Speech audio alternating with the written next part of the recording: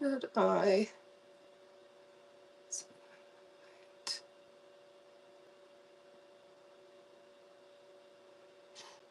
Oh, dang it. Oh, add. There we go. Hopefully I did that right. Let's see. Hello. Hello. Hello. Hold on, sideways. Hello. Am I? Ugh, I don't know. I don't know. I didn't realize this was only on phones, and then my phone was stupid, so now I'm on the tablet.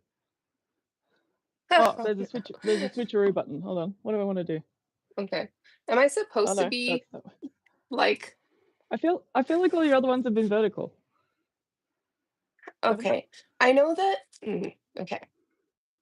Yeah, I had it set up differently for the other ones because I was on a different platform they? Interesting. essentially. So Yeah. we'll Well, let's try see. and We'll make them see look how the this same so works. that it's like works with your series. But is there any way to switch? Absolutely. I'm on the left on my screen. Are you on the left on your screen or on the right? I am on the left. Yeah. Oh, cool. Okay, because that's Yeah. normal for you, isn't it? Yeah.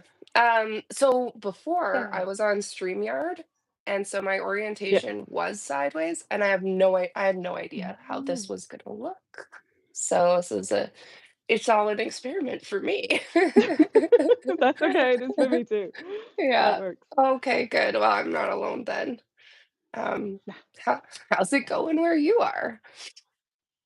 Besides the IT struggle, good. Yeah. It's freezing cold, so I'm all rugged up. I've got Oh my big no. hoodie on. Ah. Well, it's winter here, so Oh, meant to be okay. cold.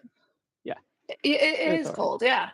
Um, I guess I just never really think about it as, I always think That's of fair. The Australia as like, oh, it's warm. beach. Yeah, That's completely. fair. Yeah. Now, if you go to like Tasmania in winter, that's like the full snow and Really? everything. And we do have a few mountains, but it takes a while to get to snow weather, so we're not that Oh. cold. But like for us, Oh. it's cold. Being in the 10 degrees zone is cold for us for sure. 10 degrees Celsius. Mhm. Yes. Yeah, Yeah. we're Celsius too in Canada. So Yeah. Oh, yay. yeah, That's yeah, awesome. Commonwealth, right? Yeah. Yeah. We're Well, more aren't the you guys same like than we're stuff? different. I thought you were like half imperial, half metric. Like, do you So do kilometers or do you do miles? we do kilometers, um, Okay, same as us. officially. Um, Mm. but really in Canada, we distance is measured by hours, right? Oh, yeah, yeah. Yeah. No one's Well, we like, do well, ours as well. Depends it's where you are. 200 kilometers. Nobody does that. Everyone's like, well, it's like 2 hours or 6 hours or, whatever it might Yeah. be because the distance is so great. So, We've got a weird mix of like half people who live in like the main cities being all like, oh, 20 minutes out of Melbourne is so far. And then yeah, people like me who have lived 4 hours out of Melbourne being all like, oh, no, an hour's fine. That's like yeah, easy. Yeah, totally. yeah. Yeah. It's, So, I mean, everywhere here, especially in Alberta, because I'm in the prairies yeah, right now. And so everywhere is at least 20 minutes away. So the yeah. next town is 20 minutes, the big cities 20 minutes, like everything's 20 minutes. I mean, So 20 the minutes is big easy. the 20 minutes is It's like, easy. but when I was in BC, it's different, very different. That just Mm. landscape, right? Yeah, Yeah, it yeah. makes everything different. But That's cool. yeah, okay. So now time really throws me. It is Okay. nighttime where you are. 10 p.m. 10 p.m. 10 here. p.m. So, I'm talking yeah. to the future. Yes, I am in the future. Welcome to the future. Yes. It's not that different, sadly. Liz is bringing the future. And it is, I think it's 6 a.m. here. Oh my goodness, yes. It is Oh, 6 well a.m. done for getting up. I knew you Yeah. were getting up early, No, but it's that's fine. so early. Thank you. Thank you for No, making that's the okay. sacrifice so we could chat. Thank you for staying up late so we can chat. I know it's Oh, hard. I'm a night owl, so you Okay. did me. If you got me getting up at 6 a.m., I'd be like, yeah. I But feel yeah, no, like really. Ugh. I have my tea here because my voice is you look great. probably kind of messed up. Yes, I had some chocolate before, so I'm good. But yeah, no, Perfect. my studio hours like are normally at night because it's when my daughter's asleep and it's Mhm, when the world shuts up a bit and I can actually get in my head and like do what I mhm. want to do. So that is quite helpful. Yeah, Um, I love the night yeah, too, and yeah. I think that that's like a Mm. I think that's pretty universal for artists, right? They just we tend to I like think the you're one night. or the other. You're one or the other. You're a morning artist who gets up and is perky before the world wakes up, or you're the I don't artist who like stays those up late people. until the world shuts up. I don't like those. Nope, nope. That's that's Don't Oh, mind I me should futzing with things. I literally barreled in here like 2 minutes ago. oh, So oh, well, that makes yeah, me feel so much better. Cause you're fine. yeah, that's pretty much me too. I'm like, "Wait, what?" Time is such a strange construct for me to try and function within that, um, I play music just so I can, like, track how long things have been, Mm, um, but you don't wanna do that that at works. 5 AM. So, yeah, Yeah, that's oh, that's fair. that's kind of an interesting feature. I guess I should introduce you, even though I'm sure Sure. most everyone knows who you are Aw. here. Uh, this is the wonderful Liz Gridley, an Australian figurative contemporary oil painter. Thank you so much for joining me today. Thank you for having me. Yes, That's all right. living artists. Yes, Uh, living artist, not dead. Promise. we're not dead yet. No, Well, it's the these future, are so yeah. yeah. Absolutely. You are the future. Apparently. Yeah. That's a So, weird thing, hey? Like, I guess mm, if people do look back on this era, you would be considered like an oil painting master or mistress of paint or mm. something. Wouldn't you? Like, because I I don't think know. It because yeah. you've won all kinds of awards, you've done some big things already in your I've gotten to do some sorry. cool stuff, but I don't know what it is. I feel like I'm permanently in this world where I'm like I still feel like a student, but also I'm teaching other people now. So I'm Yes. like mid somewhere mid.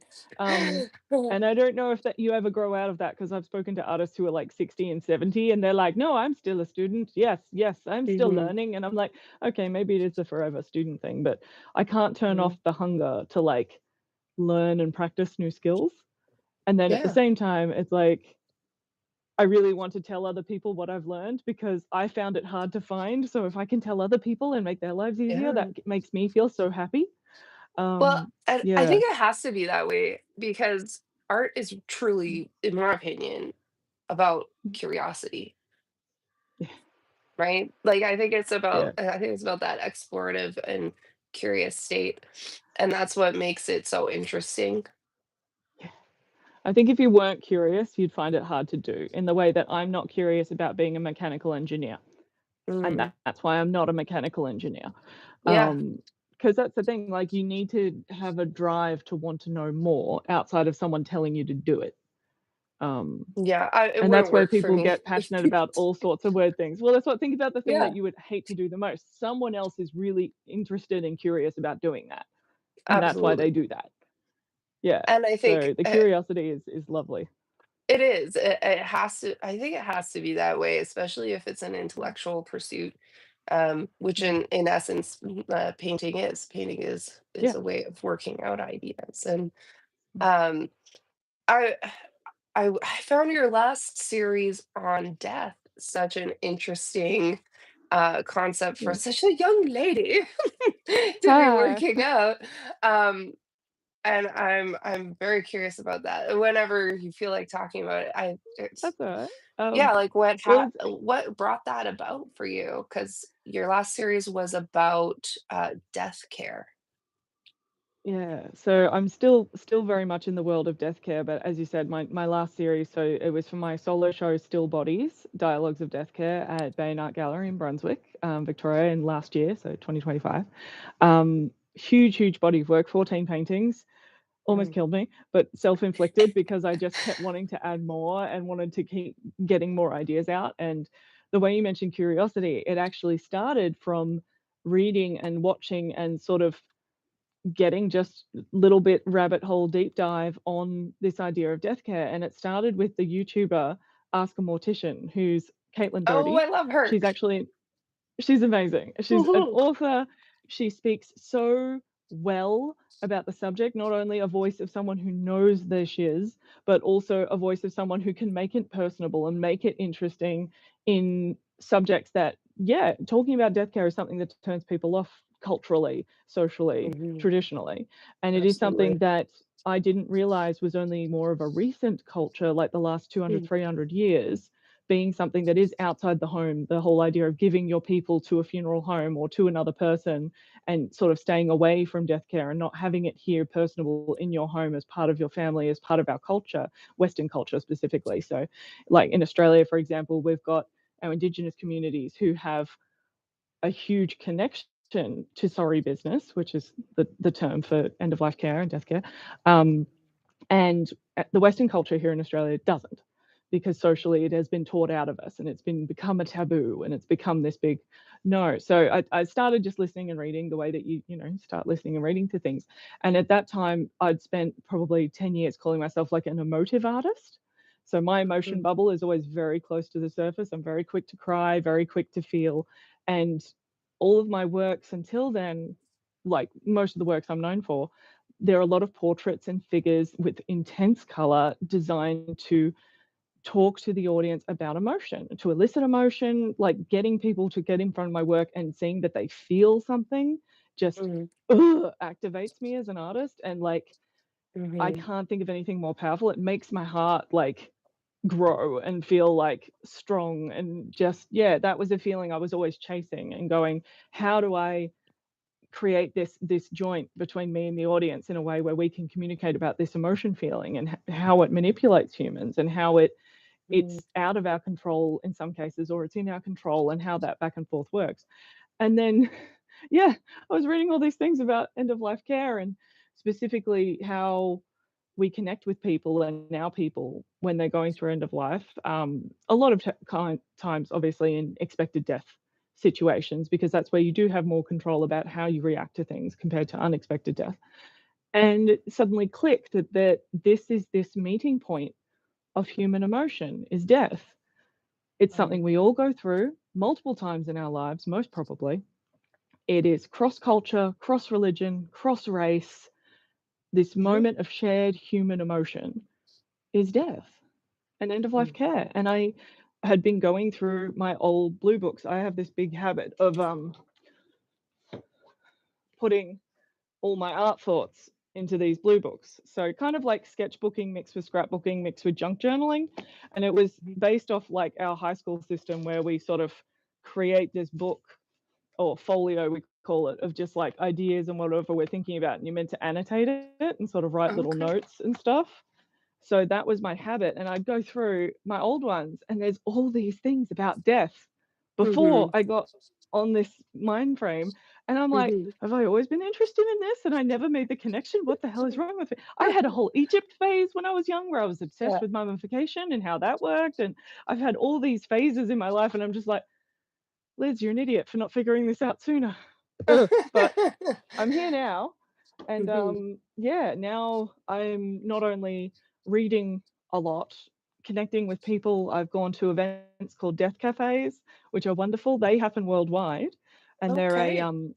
a sort of meet up with people you don't know, sit down, no taboos, talk about death, talk about what's on your mind, talk Oh, about what you're afraid of, what you're interested in, all of your philosophical thoughts. And when you think about like today's culture, how often do you get together with people and just have a no taboo philosophical talk in a way mhm. that doesn't feel confrontational? Because Yeah. the first time I bring that up, you think like Reddit threads, right? And like everyone gets philosophical in there, but it feels Uh-huh. confrontational, and this Mm. isn't. So that's been an awesome space. I've gotten involved now with ARFA, which is the Australian Home Funeral Alliance, which is a group that advocates for home funeral, where you actually bring your person home and spend 2 to 3 days with them in expected death situations where you can.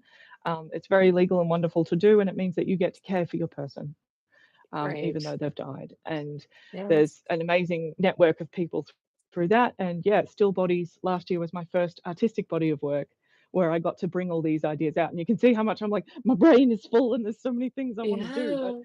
um, yeah, I don't see myself doing other subject matter in my main practice for a while now. I'm Oh, very, wow. very invested. So thank you for letting me rant a little bit. Oh, no. I'm here, I'm into it. I actually since I saw your works from that show, I was like, "Wow, I need to talk to her about this. This is so cool," because, I mean, Thank it you. is an unusual body of work to do as a solo show. Um, Mm, but I don't feel like it's that unusual for artists in general to be, uh, like, always have that underlying conversation about mm, death. Um, I think there's actually kind of a stereotype about the artist who's, like, painting dead birds, you know? mhm, This yeah, I think I read a thread about that one time. It was mm. a from a curator or something, like, "Nobody wants to see your dead bird paintings," you know? And I I will. I love your dead bird painting. I love anyone's right? dead bird paintings. Show them Right? to me. I Yeah. love them, and I I think think it's it's that. really interesting, like, a lot of artists actually do go through, or Mm, have a fascination with death because it mm, is everyone experiences it. We know from a very young age that we're mortal and we're yeah. going to die. And it's always wrestling with this, "What is that? What does that mean, and where do I And that's go?" it. Some people will confront that and some people will run from it. And I'm not here Mhm, to tell people that they have to confront it. It's more the question of, if you're running from it, why? I'm mhm, interested in why. And it's a very interesting space because when you are talking cross culturally, cross religions, and things like that, I am interested in the why. I'm not here to convince anyone of anything, even though I'm working with ARFA, for example. I'm not here to say everyone needs to have a home funeral. I mhm. want to be the person to go, did you know you can have a home funeral?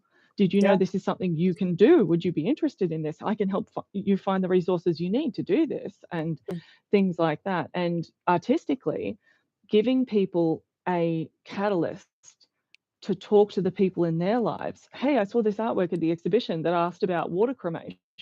Did you know water cremation's a thing? Like, that's such a yeah, cool position as an artist to be able to cultivate these conversations with people and be able mhm. to share resources and share things simply through creating an image that is engaging and something that activates people. Yeah, And I think that is why it's so attractive for artists, because it is something that, like, artists are always looking for taboos. Totally get that. Hi, mhm. person in the chat. I can see there's a person in the chat. That's cool. Um, yeah. Um, Sorry, I get very easily entertained.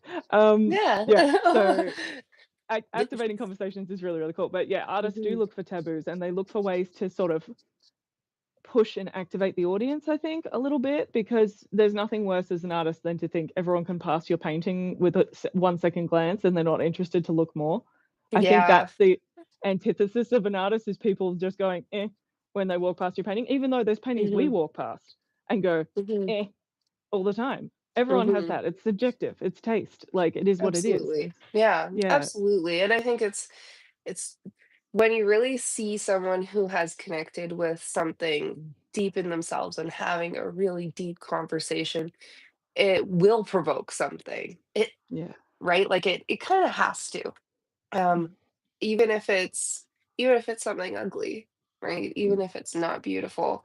And, mm, sometimes I feel like well, I've seen some landscapes where I'm like, "Wow, this is very provocative," and you mm, can't I could never put my finger on why, but you see a lot of landscapes that are just they're just a landscape. They're just mm, there to be a depiction mm. of that moment or something, and it Yeah. doesn't bring that up.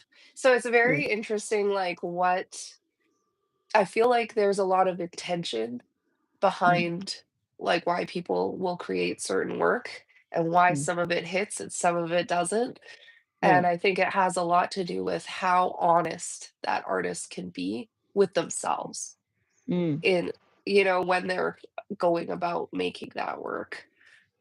And it is a Have you hard noticed thing that? to be honest with yourself as an artist, because it makes you feel Mhm. vulnerable. It's Like, very vulnerable. I've spent most of my life feeling very ashamed of being a very emotional person because it was the "You're Mhm, getting upset about nothing, like, don't cry mhm. about that. What are you doing, you silly person?" and things like that, and there's a lot of Yeah. shame talk that I've confronted in the last 10 years or 16 Mm, years or more as an adult because, yeah, you have all this sort of inner stuff happening. And when you start being an artist, you just want to look cool. You just want to sort of do something that's cool. And you mhm. think it's emotional. And I look back at some of my old works and I'm like, oh, I thought that was so deep. And I look back and I go, nope, that's shallow as heck. And it takes time to know yourself. But if you can work on Mhm, the skills of trying to figure that out, that's just as valuable. And I think that's mhm, something a lot of young artists struggle with is the mhm. it takes time because that makes you feel like it's futile and it's not worth the effort. And it's like, no, everything you're doing right now that's ugly and shallow is totally fine because it Mhm. will lead somewhere that is more authentic and more passionate and just more all around. Everything you're doing in level 1 is great, but you can't fight like a level 100 unless you start at level 1. Yeah. Um, and it sucks, but sometimes there's even things you do in level 1 that your level 65 self will look back and go, "Oh, that was a cool idea. I should do that again." So, Yeah. yeah, the slog is worth it, and there's no ways to skip ahead, unfortunately, when you're talking about, like, authenticity in art and honesty and Mhm, things like that.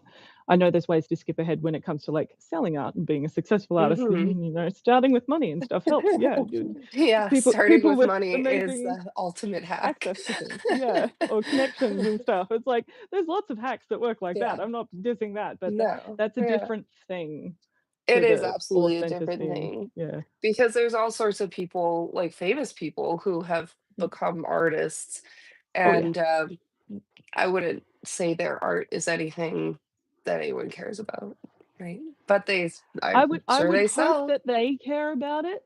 If they Mhm. don't care about it, then what's the point? Yeah. Like, if you're famous for one thing and then you wanna become an artist because you're really passionate about it, cool, I'm Mhm, there for it, no problem. Don't care if you've never mhm, picked up a paintbrush and they're selling for 40K, that's fine. mhm. But if you're doing art because you're New bored person. and you don't care about it, oh, hello, person. Um, yeah, if you're like a famous person for one thing and then you pick up a paintbrush and sell things for $40,000, but you don't care about it, I hate that personally. Yeah, I find that frustrating. And you saw that a little bit when absolutely. like NFTs got big and things like that, because Yeah. suddenly, didn't Lindsay Lohan bring out like She NFTs that were a drawing or something? And I don't even know if she did I the don't drawing, even but know. that just felt very like, why? I Just a don't know. cash grab, right? That's Yeah, how they felt, yeah. and I watched a few I try to actually don't really follow a lot of celebrity stuff, Mhm, but I did watch that in the art space, mm, and I watched some artists kinda go down that avenue, yeah. and and, to me, it looked like it kind of derailed their practice for a little bit because No. they had this traditional thing, and then they started Mm, doing the NFT thing, didn't really take off because the market mm, collapsed, and then it's like, "Well, now what? yeah. What do you Well, that's the do?" hard part. Right? If you get known for the NFT thing, then Mhm. are your traditional avenues still there, or do you need to rebuild and things like Well, that? and And it's hard because as that's artists, not we're your always looking for audience. ways to fund the art. We need Yeah. something to fund the thing we actually wanna do. Like, I've got, like, Mhm. 4 jobs at the moment, I know. because it's just Yeah. whatever I can do to fund the practice. I work at an art supply shop. I'm a mum. I work for another artist as an art assistant. I do Mhm. commissions on the side. I've got my normal art practice. Is that all I'm doing at the moment? Oh, and I'm teaching workshops. Yeah, so like Yeah. 6 avenues. Oh, and I got monetized on YouTube recently. $20 from Yay! YouTube. Yay! That That's is my awesome. 7th stream of income, and every now and then someone kicks me coffee money on Ko-fi, and I'm like, "Thank That's you so much. nice. I'll appreciate the bean." Um, That's yeah, awesome. Yeah. yeah. Well, you gotta It's do a what you lot to gotta do. juggle. Yeah, Yeah, yeah, and because that's the only way to it's do it. tricky. Yeah, and Mm, this whole thing kinda came out of me I had 3 jobs at the beginning of the year, yeah. and Well, the economy here is just on a same little here. yep. And, Sorry, the future doesn't look better, I apologize. oh, no. I'm sorry. Don't say that, I'm Liz. sorry. Yeah, so and just a bunch of things kind of fall apart, and I Mm, it's hard to it's hard to get a job here. I'm very mm. lucky. I do have a part-time job at a pottery studio, and Oh, I also do like commissions, like you're saying, and yeah. I think a lot of artists do, and just doing different things and trying to stay afloat. And Mm, what I found was I was having a hard time just getting in my studio, you know, mm. and so this was kind of an effort to make it a positive place and a positive experience. Very Yay. selfishly, mostly for me, because I had these No, commissions that's and I okay. didn't want to do them because I just It didn't want to get out if you were there. talking if you were talking to anyone who wasn't an artist, but they were a sole trader, entrepreneur, they owned their own business, would you Mhm. think they were selfish for wanting to work on their business? Yeah, I know, but I mean, there's a lot of guilt. I think there's a lot of There like you're is, talking about yeah. guilt and shame. There's a lot of guilt Mhm, and shame around mm. choosing to be an artist. Yeah, yeah, there really is, and unfortunately, it's one of those things that I find really hard to turn like, I don't know anyone who can turn it off easily. Mm, Like, I just call it the art guilt, and it's the fact that no matter what other activity I'm doing, I'm feeling guilty that I'm not in the studio, and then when I'm in the studio, I'm feeling guilty that I'm not doing all the other things that I should be doing. And mhm, it's that word should, the word should haunts me all day. It's like, you should be doing this, you should be doing mm, this, you should be doing this. I've barely posted on Instagram in a month because I've just focused on other things and I made a yeah, conscious choice, but now the shoulds are coming back and going, it's been too long, Liz. You should be posting this, you should mhm, be posting this. Um, yeah.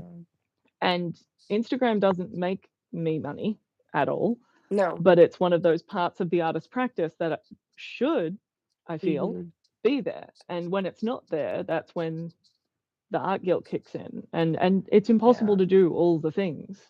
It But really is, and you're just one person, mm, and, yeah, especially as a parent, because you mm. have a little babe. I've got little bird, my 4-year-old. Yeah. Yeah, Yeah, and yeah.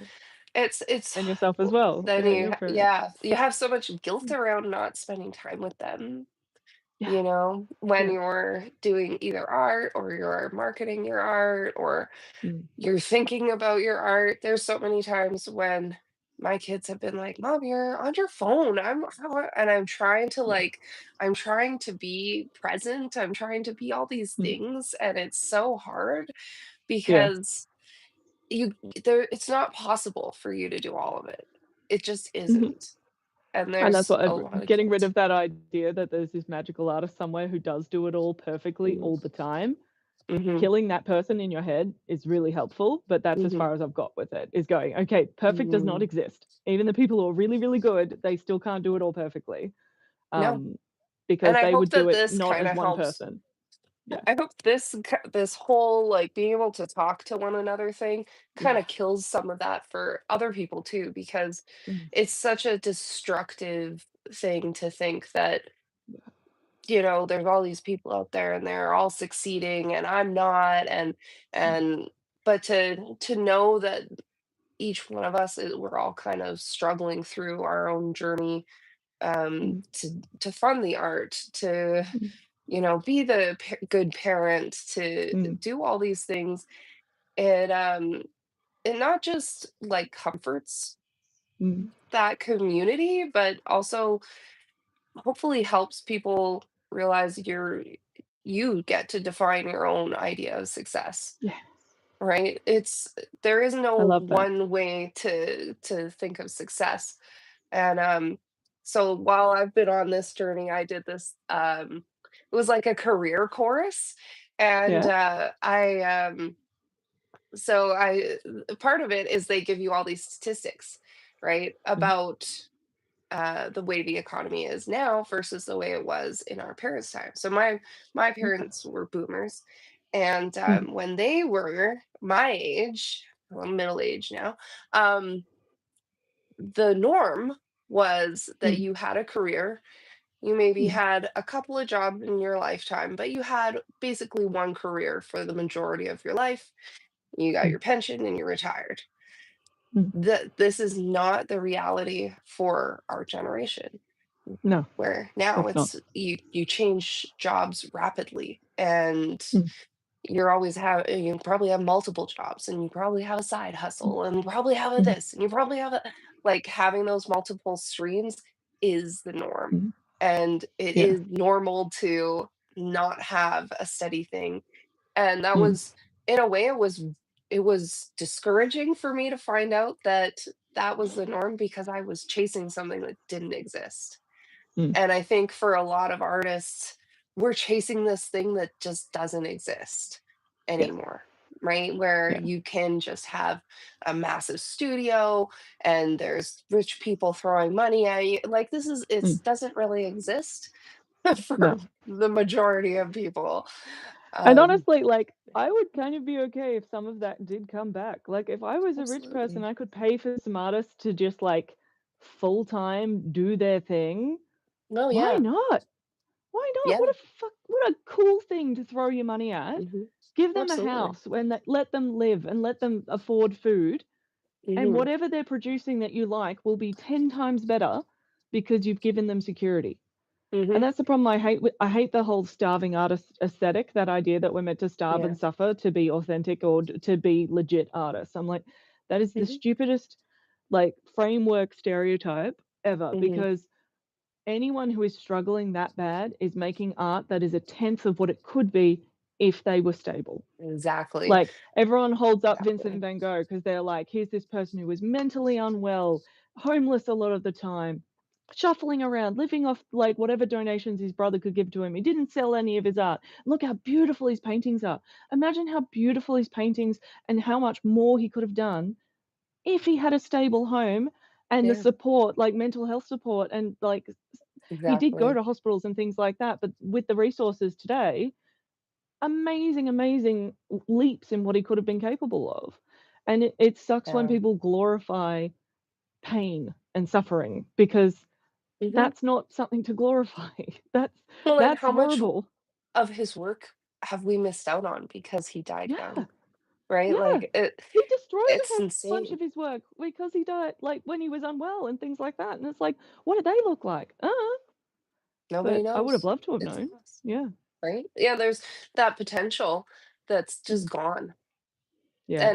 And yeah, I think a part of it is the system's way to still be predatory on Mm. artists. Yeah. If we have to be poor in order Mm. to be legitimate, then it's easier for wealthy museums, system Mm. galleries to kind of continue to be predatory with artists. Yeah. And I think that's one of the reasons that I think there are some artists that have that aesthetic and are successful. What Mm. it seems to be that, like Vincent van Gogh, he has Mm. no progeny to Mm. kind of, or a state to really, for anyone to take from. It was a Mm. lot of his work was just donated to museums after his death, and so I Yeah, by his often brother. wonder if part of Mm. the reason why he was so successful was Mm. because it was kind of free to market, Mm. free to, slap a Starry Night on a mug.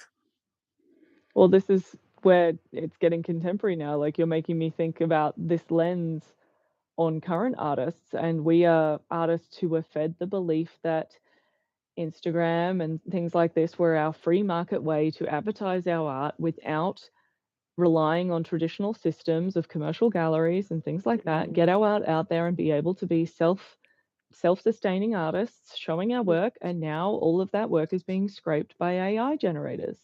mhm, And mhm, suddenly all of our labor that we were promised was, our way to be independent and show our work is now viciously taken for free, mhm, and we are now not being shown to our audiences. We're sitting here with thousands of subscribers who don't see our work because of algorithms and how they work, and mhm. prioritized ads and prioritized paying, businesses over our own thing, even though people have self-nominated that they want to see our stuff.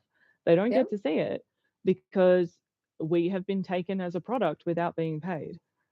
And Mhm. it sucks because, again, you've got these big systems that are relying on us to stay poor and stay starving so that they Mhm. can sell you a future subscription to an AI model. Because all of the AI things, they're not going to stay free. The only reason they're free is they No. want people to get hooked, so then they'll pay for the subscription. And it sucks Mhm. so hard. I don't have a solution here, but it's amazing how No. that same model that was predatory on Van Gogh is predatory on us now. It's the same idea of It's true. let's keep them down and Mhm. market the hell out of this stuff. And now, oh, look at how beautiful my AI generator can make a painting for you. Yeah. And just that's so far removed from art making. It's not even funny. Like so many people talk No. out the steps of how far removed it is. And I'm like, it's not, it's clip art.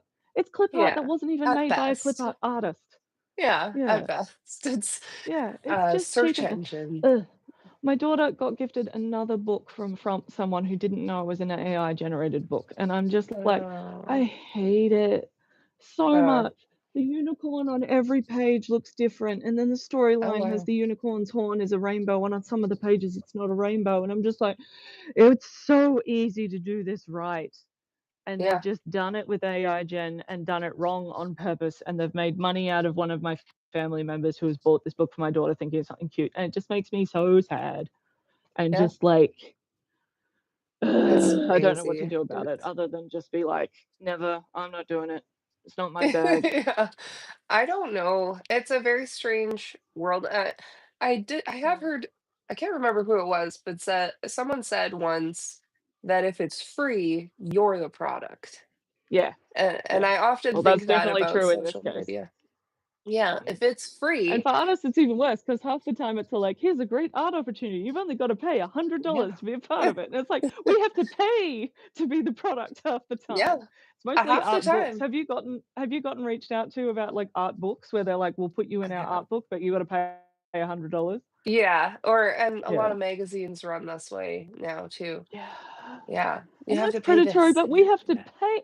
I hate, like, I understand pay to play Mhm, galleries, like you mhm. pay a fee to be part of the show or whatever, but they take less commission on your work.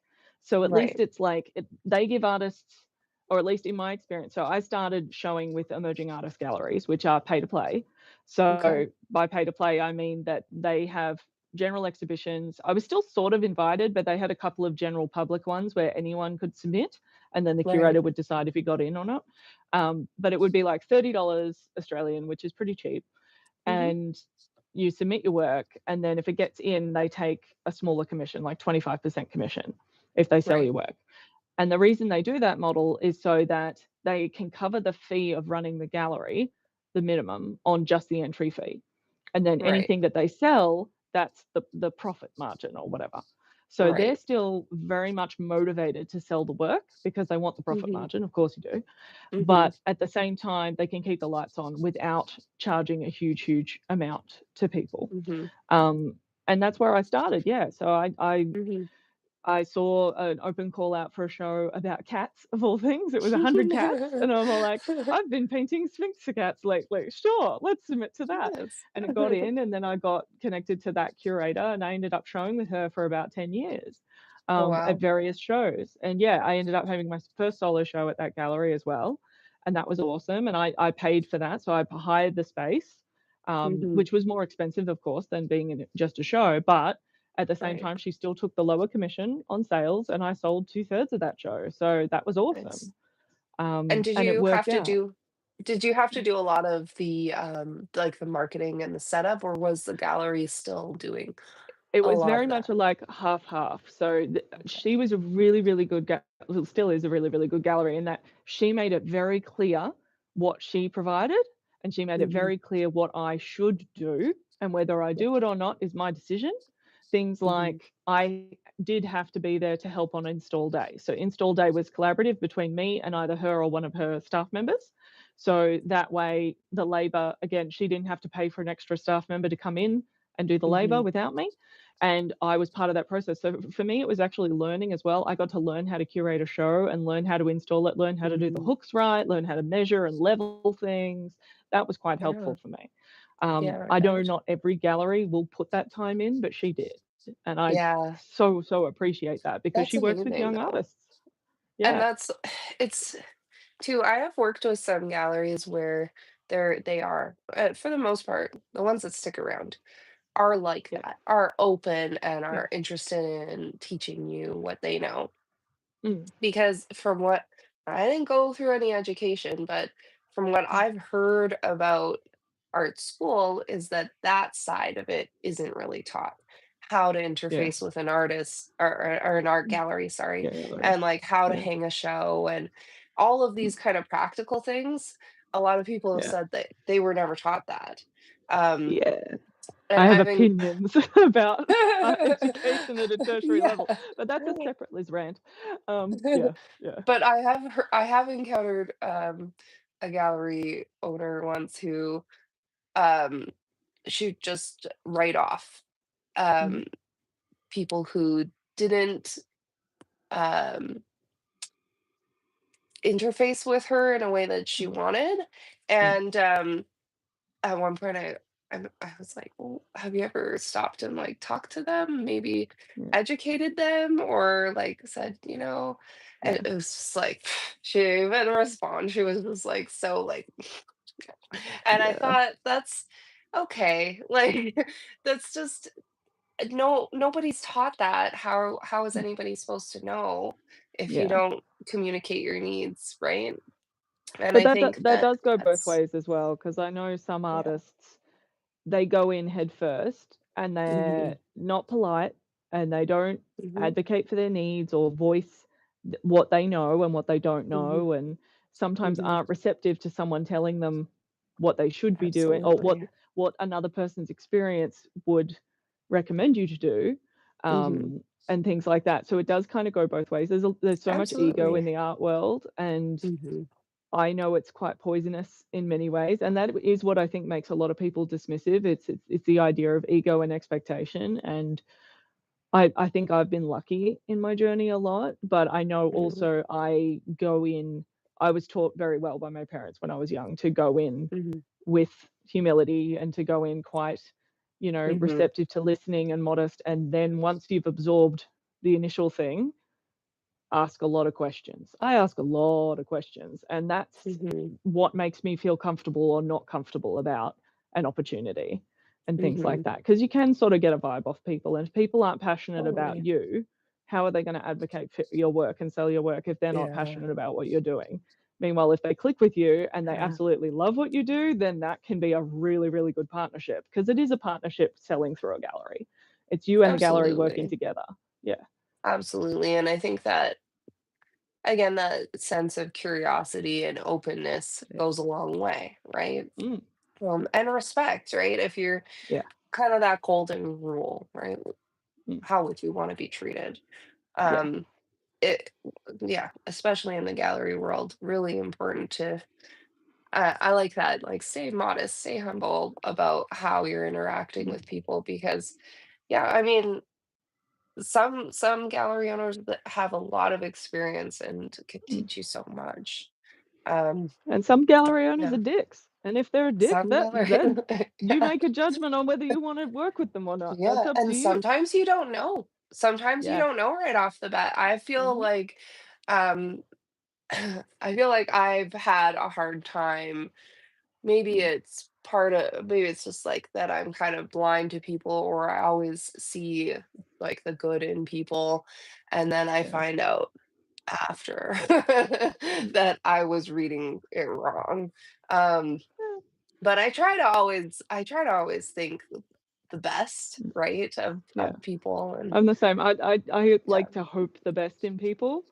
Mhm. Sometimes you get burned, and honestly, that's life. I Mhm. don't think anyone can avoid being burned on everything. No, probably The not. main thing is don't put things forward that you're not comfortable taking a risk on, because it is a lot of Mhm. risk as well. It And is, it's yeah. hard. We pour our love and our life into our little painting babies, and then we have to let them go off in the world. And sometimes that's Yeah. really scary, and sometimes it's okay. But at the end of Yeah. the day, it's I don't know. I try and sort of step back once the piece is finished a little bit and just go, it is what it Mhm. is. I can love it, but at the end of the day, it's Mhm. smushed mud on a panel, and you know, Mhm. I want it to be appreciated, but if it's not, or if something goes awry, I can paint another one. For now, Yeah, I can. for now. Yeah, For now. absolutely.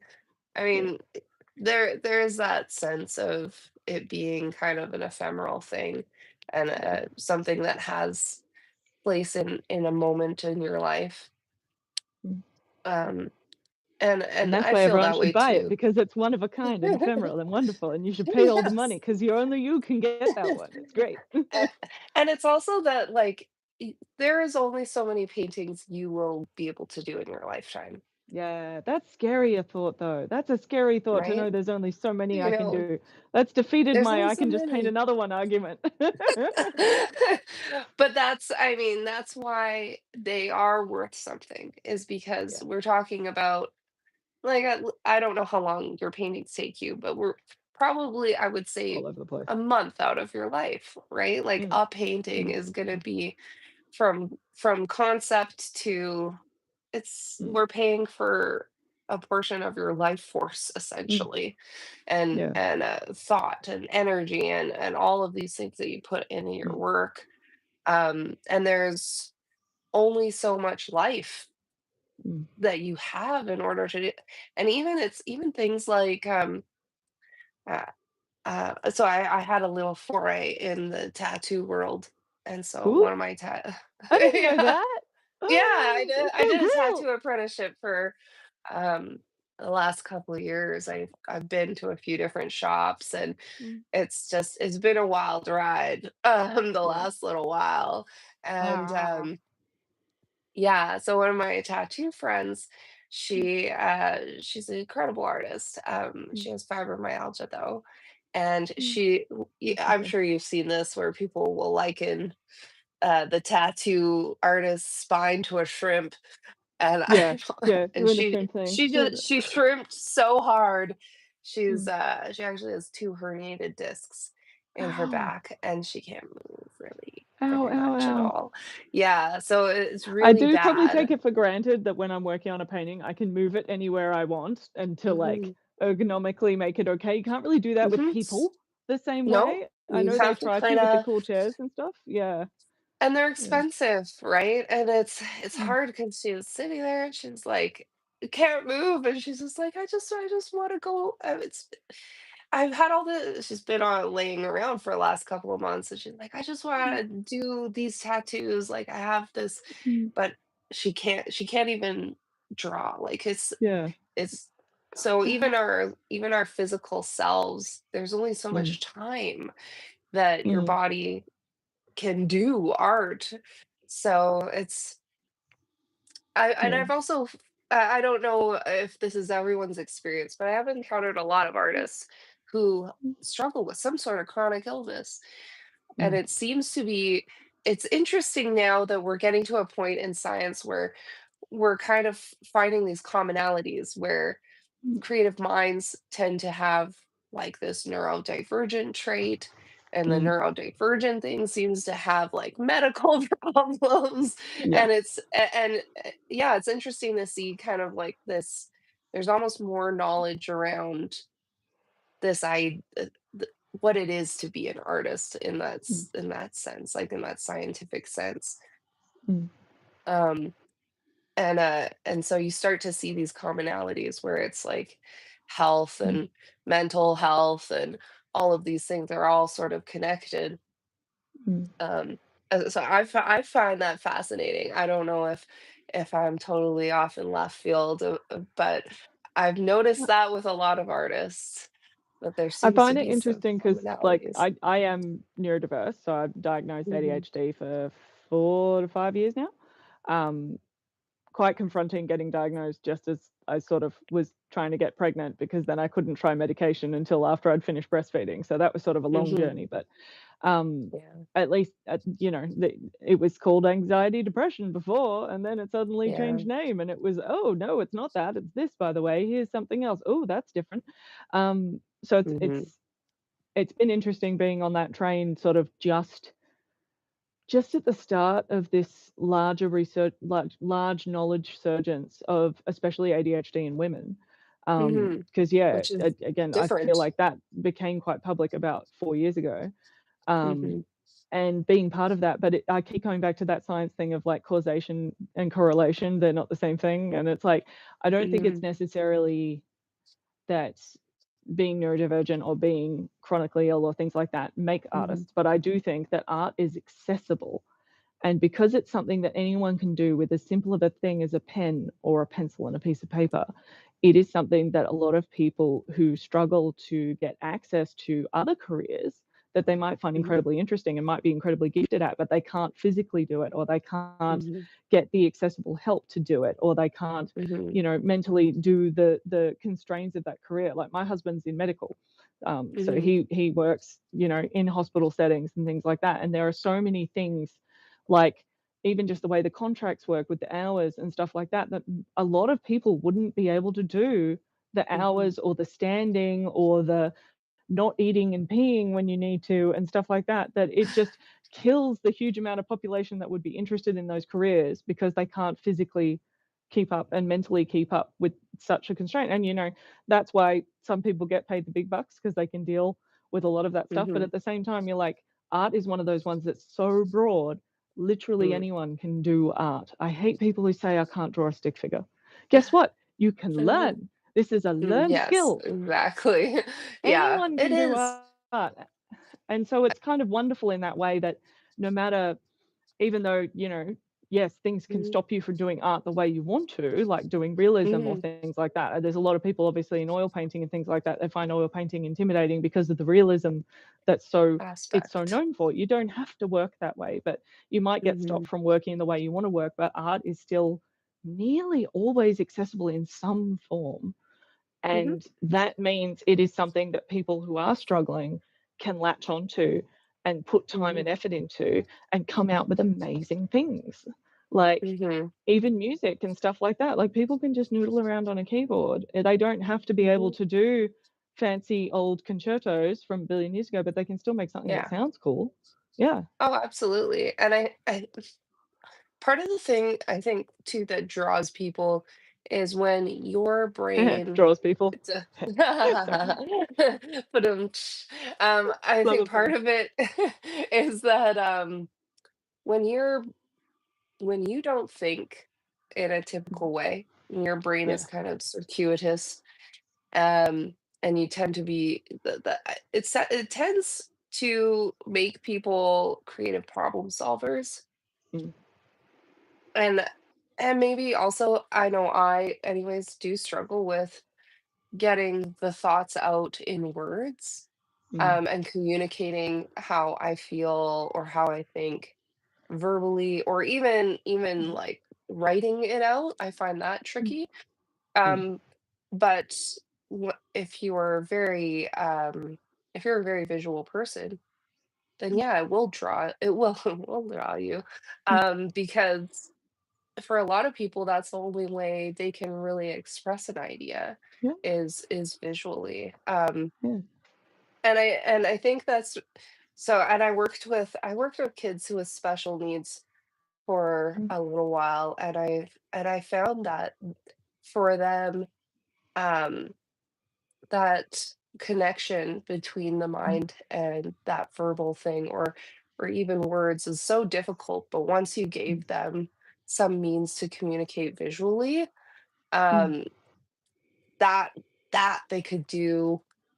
Mm. It was like, yeah, just they would just take off. It was like Yeah. Seabiscuit, like they just blow you out of the water with how they Yeah. could express themselves in a visual medium, Yeah. which is really interesting, like how different minds work Yeah. and solve problems. And that's the So, thing, like, I think it's integral to humans. We need to be able to express ourselves. And that yeah, doesn't mean we have to be definitely. able to talk in a certain way or something. Like there's so many different ways you can express yourselves. But Hmm. culturally, we've put up all these roadblocks in many Hmm. ways. And the Yeah. starving artist is one of those. You put up these social roadblocks that stop people Hmm. from expressing themselves in certain ways. And people have to navigate around that, and that can get really, really hard, and it can get too hard for Hmm. some people. But the more we can make these things accessible, like expression accessible, everything acceptable, like expressing Hmm. yourself in movement or in dance or in like yelling loudly when you want to. As long as you can find ways to do that, do it. The Yeah. amount of like ADHD hacks I read that are just weird ways to express yourself, because Mm, understanding that the brain needs to do something and fighting it can shut you down, that sucks. mhm. But knowing that Yeah. that's what your brain is trying to do means that I can find ways to navigate that. And yeah, figuring out so many things about what my brain is trying to accomplish when it's shutting down or when it's doing the like hardcore reaction, Mhm, I need to figure out what it's doing. That gives me context into my own head, and context mhm, has made such a difference. And now I feel like I can do a lot of things I haven't been able to do. Like YouTube for me was an exercise in learning how to speak about my yeah, work and how to talk, because I was really camera shy, really public speaking shy, and really, mhm, I still find it hard to talk, but now I talk too much yeah. because I've practiced a lot and found Well, my that's ways good, around I it. mean, Yeah, that's what it's there for, right? Is yeah, and I found that too, that this has been helpful for me to kind of hear how other people talk about their work too, yeah. and That's then good. kind of, "Oh, okay, well, this person's really good at talking, and, I gotta analyze this and Yeah, figure it out," and, yeah, yeah, so I think too that YouTube is so broad, it's mhm, almost hard to find people yeah. talking about their work in this context where it's True. I haven't found maybe it exists, but I just haven't found it. So I thought, well, I know people who are Well, I'm artists. glad you're making it. You're putting it on Yeah. YouTube, so this is good. Gotta just do stuff yourself sometimes, I Yeah. guess. But yeah, it's been really interesting and just seeing that Mm, um different talking styles has been yeah, fascinating too. yeah. And so for the people who maybe haven't seen all of my extremely long chats, so no shade there. I Um, I enjoy I most enjoy sort of bouncing through them a little bit. I'll listen to yeah, like 15, 20 minutes and then I'll bounce a bit in the timeline and it's like, yeah. "Ooh, they're talking about something completely different now," and then bounce again, and it's quite fun to have on in the background while I'm painting and doing stuff like that. Yeah. Yeah, I know my goal is to chop them up a little bit and get some mhm, smaller chunks out there. cool. Um, that just takes time, but Yeah, most of the artists that I've had the pleasure of speaking to are figurative mhm, artists. Are cool. so that's really been interesting, because Mhm. I feel like we're a very niche group that maybe not The everyone is. unprofitables. No, I Yes, shouldn't say we that. are the pores of the art Yeah, world. Um, yeah. yeah, it's funny. Like I don't think that figurative work, unfortunately, in this day and age, is really making anybody the big bucks. It's weird, specifically in Australia.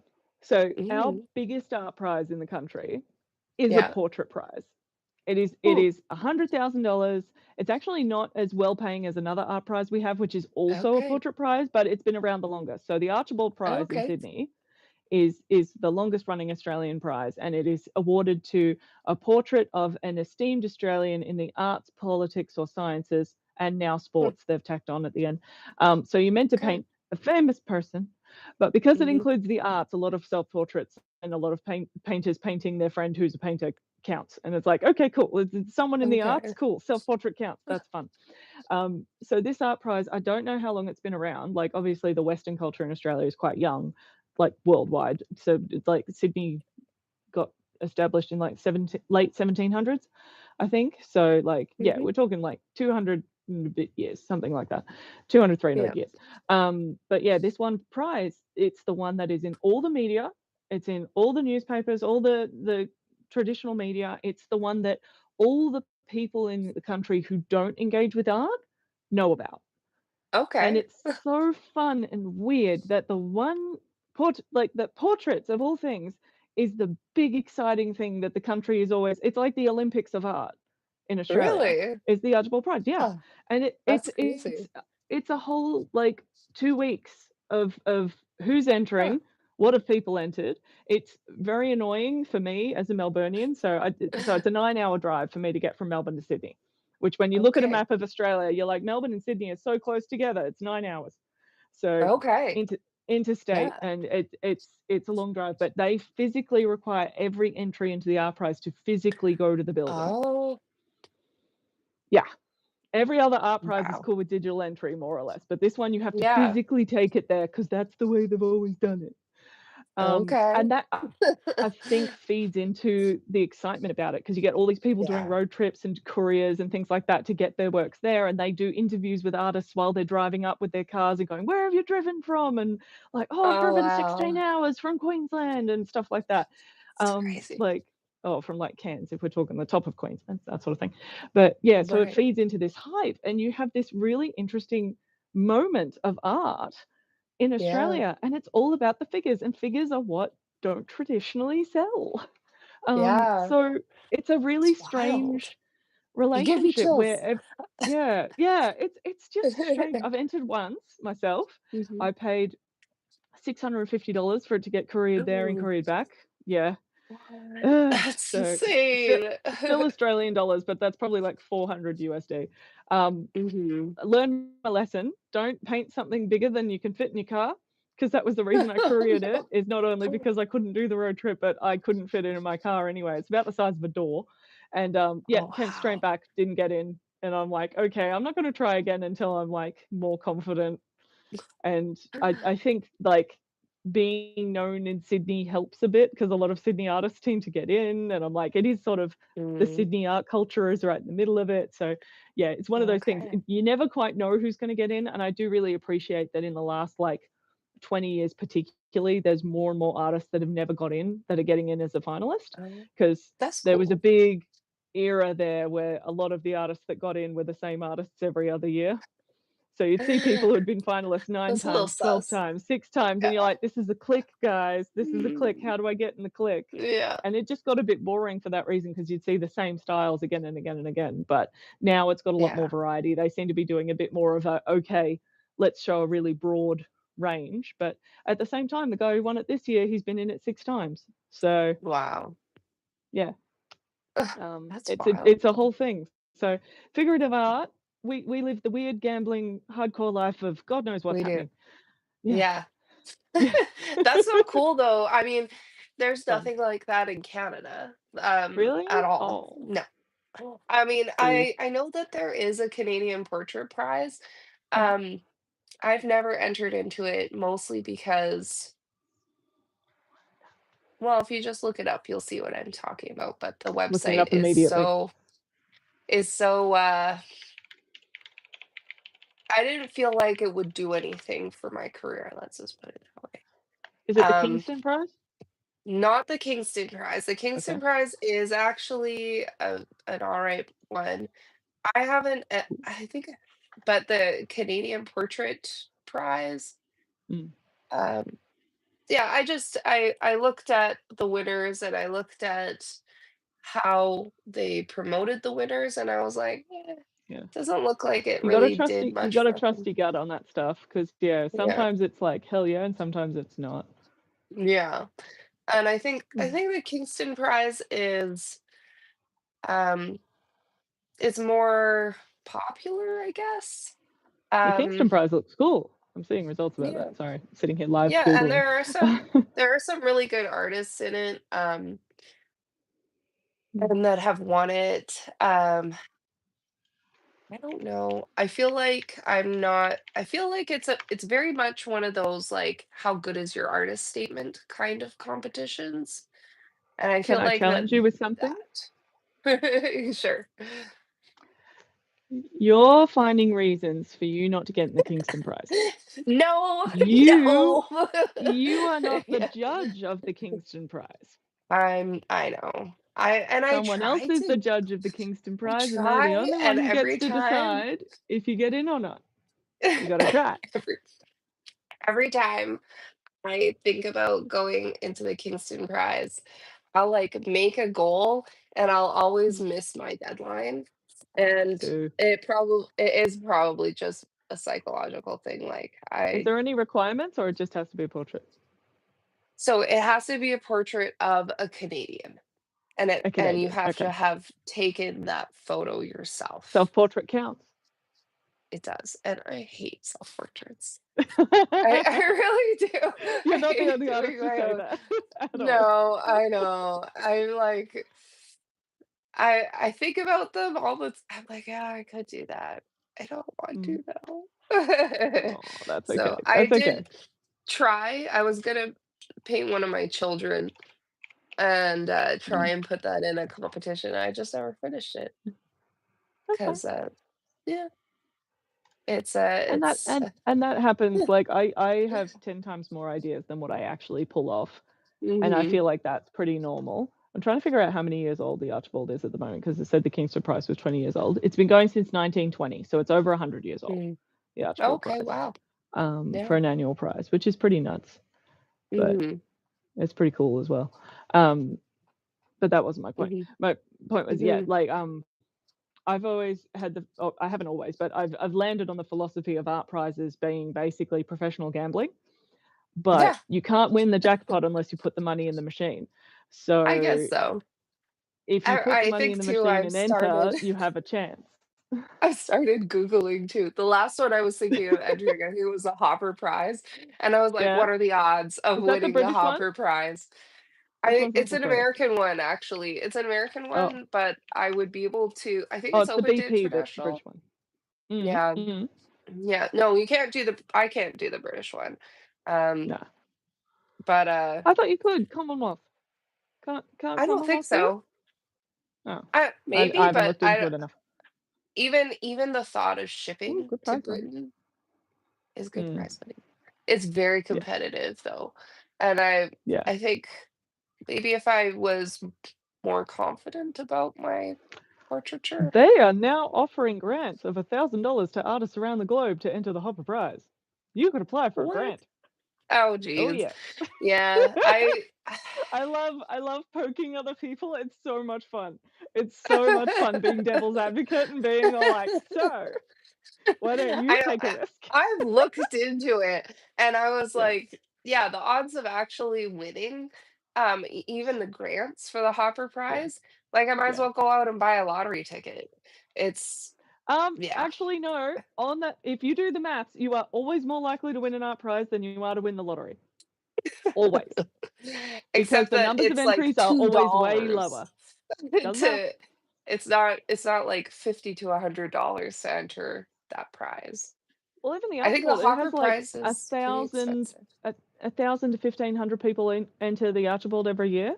About 40 to 50 get hung as finalists, and one Yeah, person wins $100,000. But a one it's chance pretty good in odds. 1,000 to 1,500 is very good odds compared to the Mhm. lottery. But Like then that's if you're incredibly good having to odds. travel, so that Yeah, having to travel or you're having to courier your piece, that's a massive entry fee, right? Like yeah, that's yeah. not just like, oh, $5 to like buy a right? And So it's like a much higher. the harsh part that I've found is the big prizes that I have become a finalist in. The amount of money I've spent going to attend the opening has been a lot. And that Yeah. all of that money is out of my pocket, and you don't get any of it back if you don't win, No. which I haven't won. Yeah. And so I've been to Adelaide twice or one time. No, one time because the first time it was COVID time when I got in that prize. So the Kennedy Prize I've Mhm. gotten into twice. Didn't go once, went once, and then I got into the Leicester Prize, which is the one that has more prize money than the Archibald in Perth. Yes. And Perth is the other side of Australia, which is like almost one side of Canada to the other. And that one I took my daughter Well, and not my quite, parents, but so my parents could take care of similar. my daughter. So that was an Yeah. expensive trip, and Yeah. I didn't win anything. Oh, So geez. it's a lot of money to spend on your career for that opportunity to network and Mhm. opportunity to be seen with your work, which Absolutely. it feels so worth it when you're in the moment, but then later when you're Mhm. like looking at what you spent, it's You trying to devastating. justify it to your accountant. And the problem is Right? if I got in again, I'd make the same decision. I'd be You all like, would. let's go. Absolutely. And that's why I can't buy a house. Because I spend the money Well, on my career all the time. I think though, I have to say, I think it's Mm, amazing that you have those opportunities, that's whereas true. in Canada, there Yeah. really isn't. Um, Yeah, There's and I nothing do like consider that. myself lucky for Yeah. the opportunities that I have gotten into. Mhm. I feel incredibly lucky for, even if I Let's talk haven't about the won. ones that you've won. Didn't you win the Beautiful Bazaar prize? No, no, no, I Or was a you were one finalist of in the that. finalists? Okay, Finalist, but which was that's like amazing. winning. It was And that was amazing, yeah. shout out to the Beautiful Bazaar Art Prize, because not only is it online entry, but even the finalists Yeah. don't have to ship their work anywhere, which Yeah. is awesome. Like, everyone Mhm. should enter the Beautiful Bazaar Art Prize if you can afford it. Like, it's still $50 an Yeah. entry, so that's not cheap for I've some given people. up. Totally get that. Yeah. I I have completely given up on entering those kinds of prizes, but I think it's Why? amazing that you won them. See, well, I didn't win. I became a finalist that one time, which was Yeah, awesome. whatever, you won. It's like I winning, have entered. okay? I think for me, there's two kinds of being a finalist. There's the being a Mhm, finalist sort of vanity thing, which a couple of art mhm, prizes I've gotten a bit miffed at, where they're like, "Oh, you didn't become a finalist in the thing, but we'll put you in the Salon de Refusé." That idea of these are the people that didn't mhm, win, but we still like. And one of the galleries here in right. Australia will put probably 100 works in the Salon de Refusé. So you're not a Oh, finalist for the big prize, but we are going to right. put your work online for sale. And if it sells, we're going to still get the commission for it. And it's like, Oh, so I haven't got any of the accolades or the marketing or the advertising, but you still want to right. earn the big commission on my piece simply for putting Mhm, it on a website.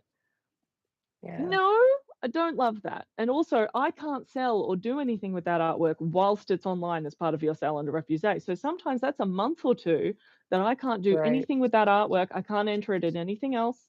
I can't ship it Yeah, anywhere just in case someone buys it.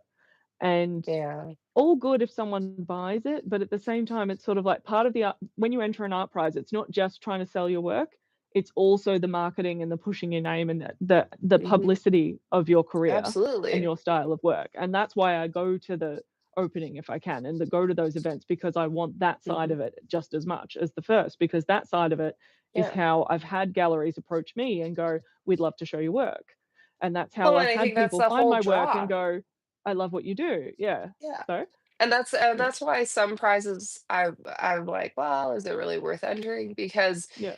yeah, if you're not going to get that, then why? Why do that, right? It's a gamble. This is back in our It career is of a game. professional gambling. Yeah. Pretty much. That's what it feels like. And so with Yep. these salon things, they're not even in person, it's just on a website? Just on in those specific examples, just on a website. There Okay. is one. So That's the a Archibald drag. Prize, the prize I was talking about, there's a separate gallery called the S.H. Irving Gallery in Sydney. They run a salon de refusé of the Archibald, and they literally go and look at all the pieces that didn't get selected, and they physically take the ones that they would like, and they physically put them on exhibition for their show. Okay. So that Yeah. one I really like, because it's literally them going, "Whoever judged this prize, you did it wrong. I'm gonna take all the ones that I think should have been finalists, and gonna put them in my gallery and make them all Right. special and market them and advertise them." So Yeah. that's a That's really alright.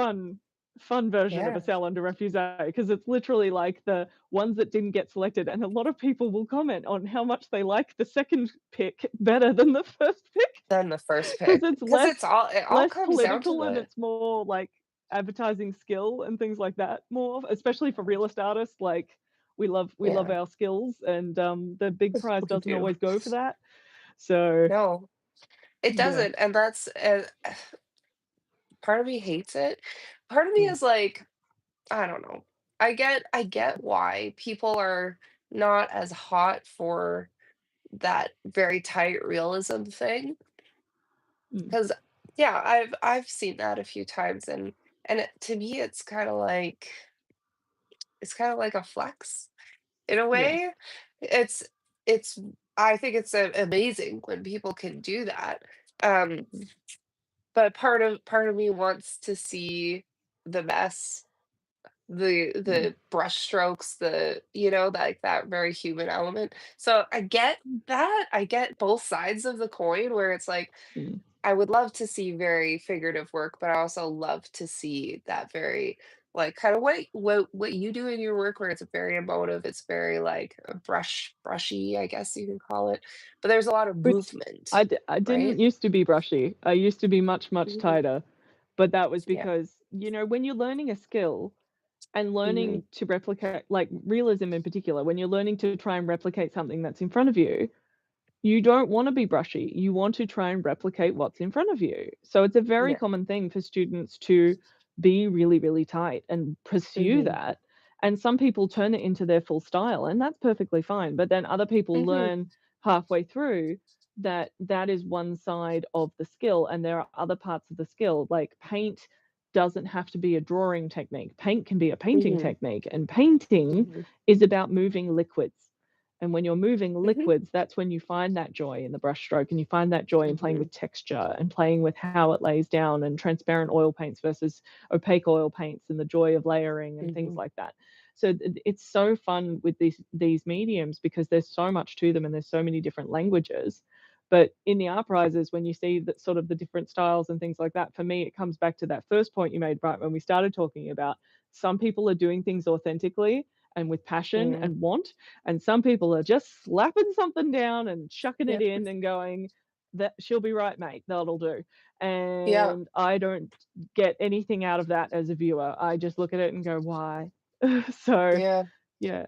Yeah. Yeah, when and I found too, I don't know about you, but in my own personal Mm, journey, there was a point where I thought there was a right way, yeah. and the more that I paint, the more that I see work and Mm, just getting more as you get going on your yeah. journey, um, the more I feel there is no right unless Mm, it feels right to you.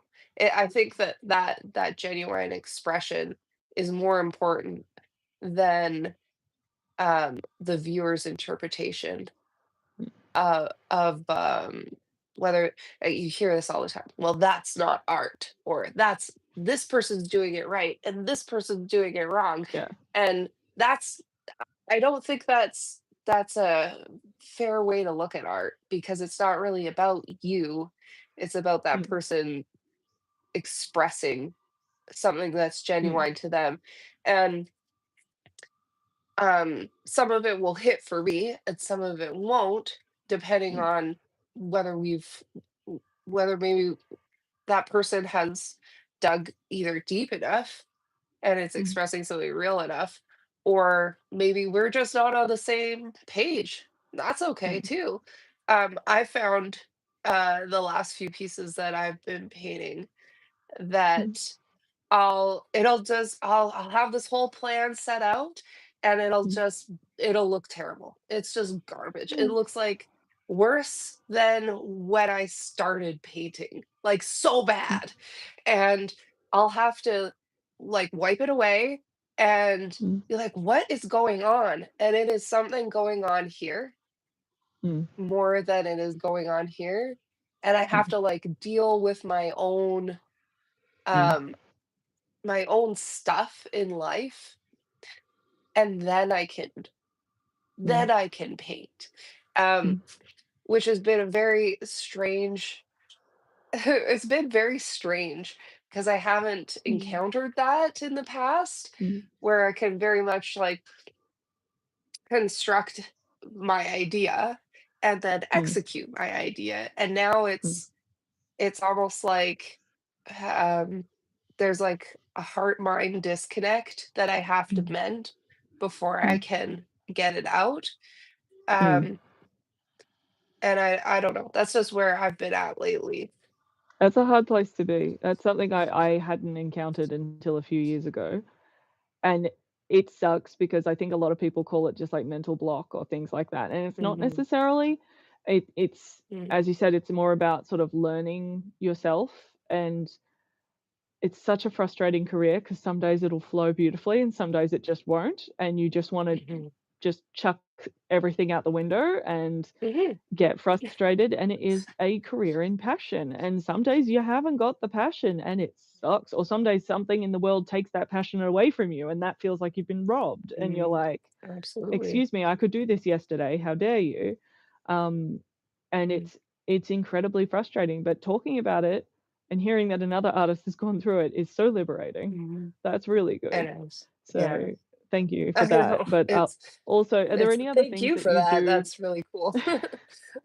are there other things that you do when you get in that mindset to sort of give yourself some care and Mm, let you sort of feel okay to be in that part of the wave?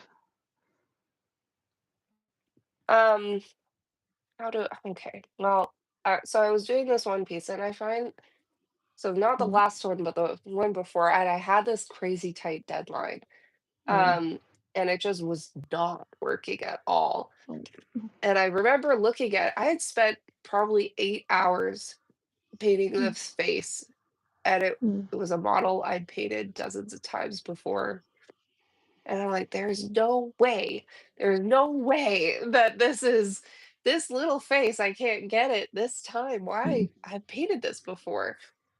And I had to step away and kind of like look in a mirror and be like, what's wrong with mm, you? um, yeah, for me, it's very much that um, going away, maybe listening to some music, going away from the piece mm, and really trying to like figure out why am I having such a hard time? What is mm, this? What what is it? Well, often it has to do with my expectations. So mm, then I'll think, okay, well, my expectation is this, but I'm also trying to do this, which doesn't align with that. Why am I doing that? mhm, And it's mm, that dichotomy of expectations um, that I need to very literally wipe away. mm, And I wiped her face away back to the drawing mm, layer. mm, So it felt very defeating because that's like a day of work, yeah, but it had to happen. I wiped it mm, away, and because I've been going through so much stuff, so much mm, rejection over the mm, last few years, mm, I realized that that was why I was having such a hard time, was because art can feel very performative. It can feel very you can take on those things that people say about you, mm, and it will it will come out in your practice. Like, just having gone through some rejections, um, mm, I think that I thought it was me, and that there was mm, something wrong with me as an artist or me as a person, and I hadn't really I hadn't really dealt with that, mm, voice in my head telling me you're not good enough. And so it was partially confronting my expectations, partially confronting a lie that I believed and rewriting that script. And mhm, so when I really like dealt with that, then I mhm, was able to say to myself, no, there's nothing wrong with you. You can't mm, control how other people treat treat you really. mm, Um, but which is you true. can think about or you can treat yourself with kindness and Mm, rewrite that script and you're not what another broken person puts on you. mm, Like kind of almost like protecting yourself. yeah, Um this is something that I've only learned after being a parent for a while. mm, Um and trying to kind of think, how would I talk to my child? How would I yeah, talk to them? What would I tell them if they were in this situation? And mm, kind of being able to tell myself that. And and I was really in a tight spot. It was a do or mm, die. Like I needed to mm, finish this thing. And so I couldn't be like not oh, I'm just gonna stuff this down. No, I need to mm, deal with this because I need to mm, paint this because I need to fit yeah, this deadline and it was a very like very get down to brass tacks and figure out why I can't get this out. And mm, yeah, and just reconfiguring my own thought mm, patterns and my own expectations and then going back into it. It ended up being good, I think. It was a lot of my stuff yay! for the last little while has been really different. Mm. and departing from that kind of realism realm and That's trying okay. to tap into more of like what would 5-year-old me like? Mm. um, you might as well have fun with it. It's just life is short, right? So You know what I'm doing at the moment because I just got completely burned out on my last show? yeah, let's I'm see. doing coloring books for fun, Nice. like Are painting with you acrylic drawing markers. coloring books? What? Oh, okay. Oh, I Yeah, thought they were just you were designing coloring books. no, no, no, no. This is by Creative Paula on YouTube. She's Oh, awesome. And this okay. one's called Small Art, Uh-huh. a coloring book for creative Nice. block. And it wasn't so much creative block as it was burnout for me. But Mm, then I saw this one, I was like, Paula, this looks amazing. And it's literally just like tiny things that are like bookmarks or like tiny pictures. And it is mhm, just making my brain so many tiny shots of dopamine happy. And that's mhm, really giving me a big mental break from the pressure of art. Because 'cause I'm like, even though in my brain I'm like, mhm, "I should make a YouTube video about filling a coloring book for the first time in my life," because 'cause I've never finished a coloring book ever, ever. Because mhm, anytime I sit down to do coloring, the art guilt kicks in, and it's like, "You should be painting. You should be answering mhm, those emails. You should be doing all the other stuff."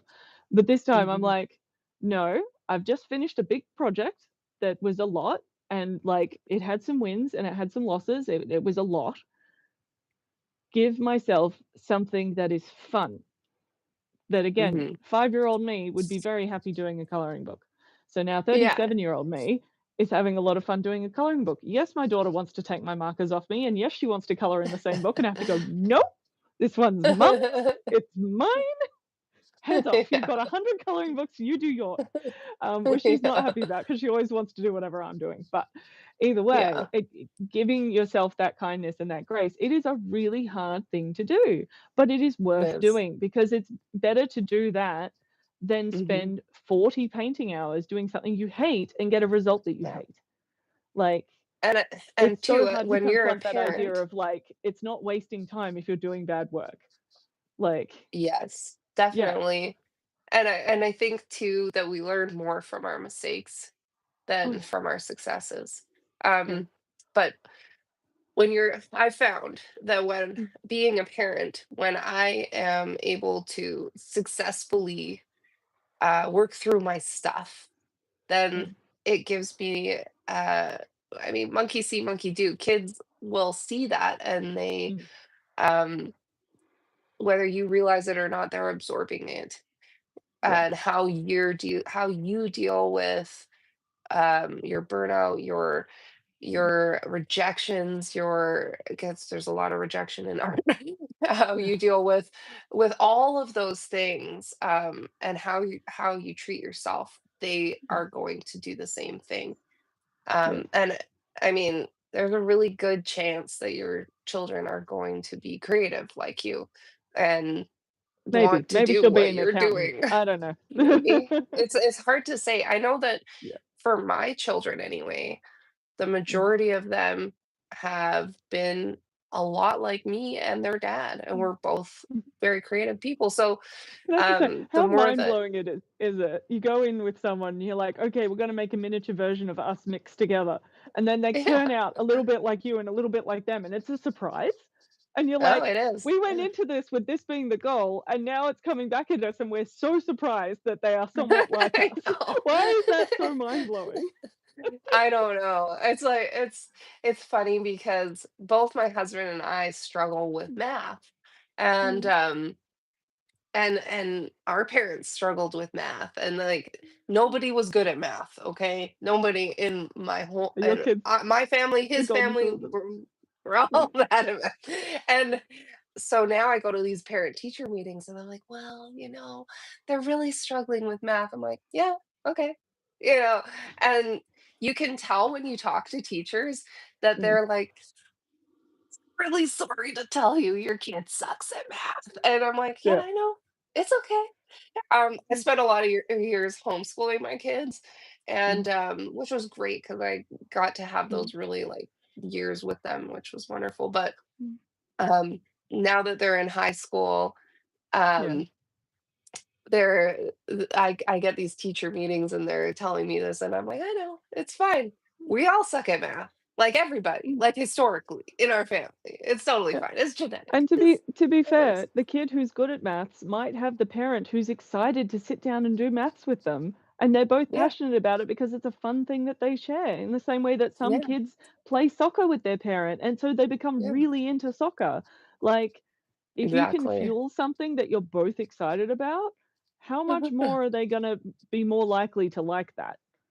Mhm, Like, for example, I am not a very active person, and I have to put a lot mhm, of effort in to get out and be active with my daughter because I know if I don't, she won't wanna do any of it. And, yeah, like, it's hard because she's still, she's preschool. Like, yeah. um, She's I want always her to moving. have the options to do all the things, and her body needs to move. It physically needs to move to Mhm, regulate. So she's not yeah, at a point yet where she can absolutely. self-regulate, so we've gotta do the things.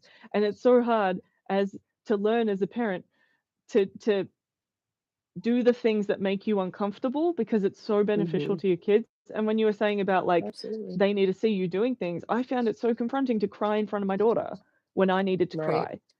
And that's Mhm, something I need to remind myself not to go into another room to cry when I feel sad. I need to do it mhm, in front of her and tell her that I feel sad, and it's okay to right. feel sad. Because she cries Yeah, in front of me all the time, and if it's a one-sided relationship, she's gonna feel self-conscious about crying because she doesn't see mum cry, or get some sort of yeah, expectation that she shouldn't cry because mum doesn't cry. And instead, mhm, yeah, forcing myself to sit down in her space when I'm sad and be sad, it's mhm. such a hard thing, but I feel like it's so worth it. It Or is. at least I hope it's worth it. And she seems to really respond to it, and, like, I'm not sitting there waiting for her to, like, react to me, but sometimes she comes over and goes, "Mum, would you like a hug?" And I'm like, "Yes, I would love a hug. That would be great. Yes, Yeah. please."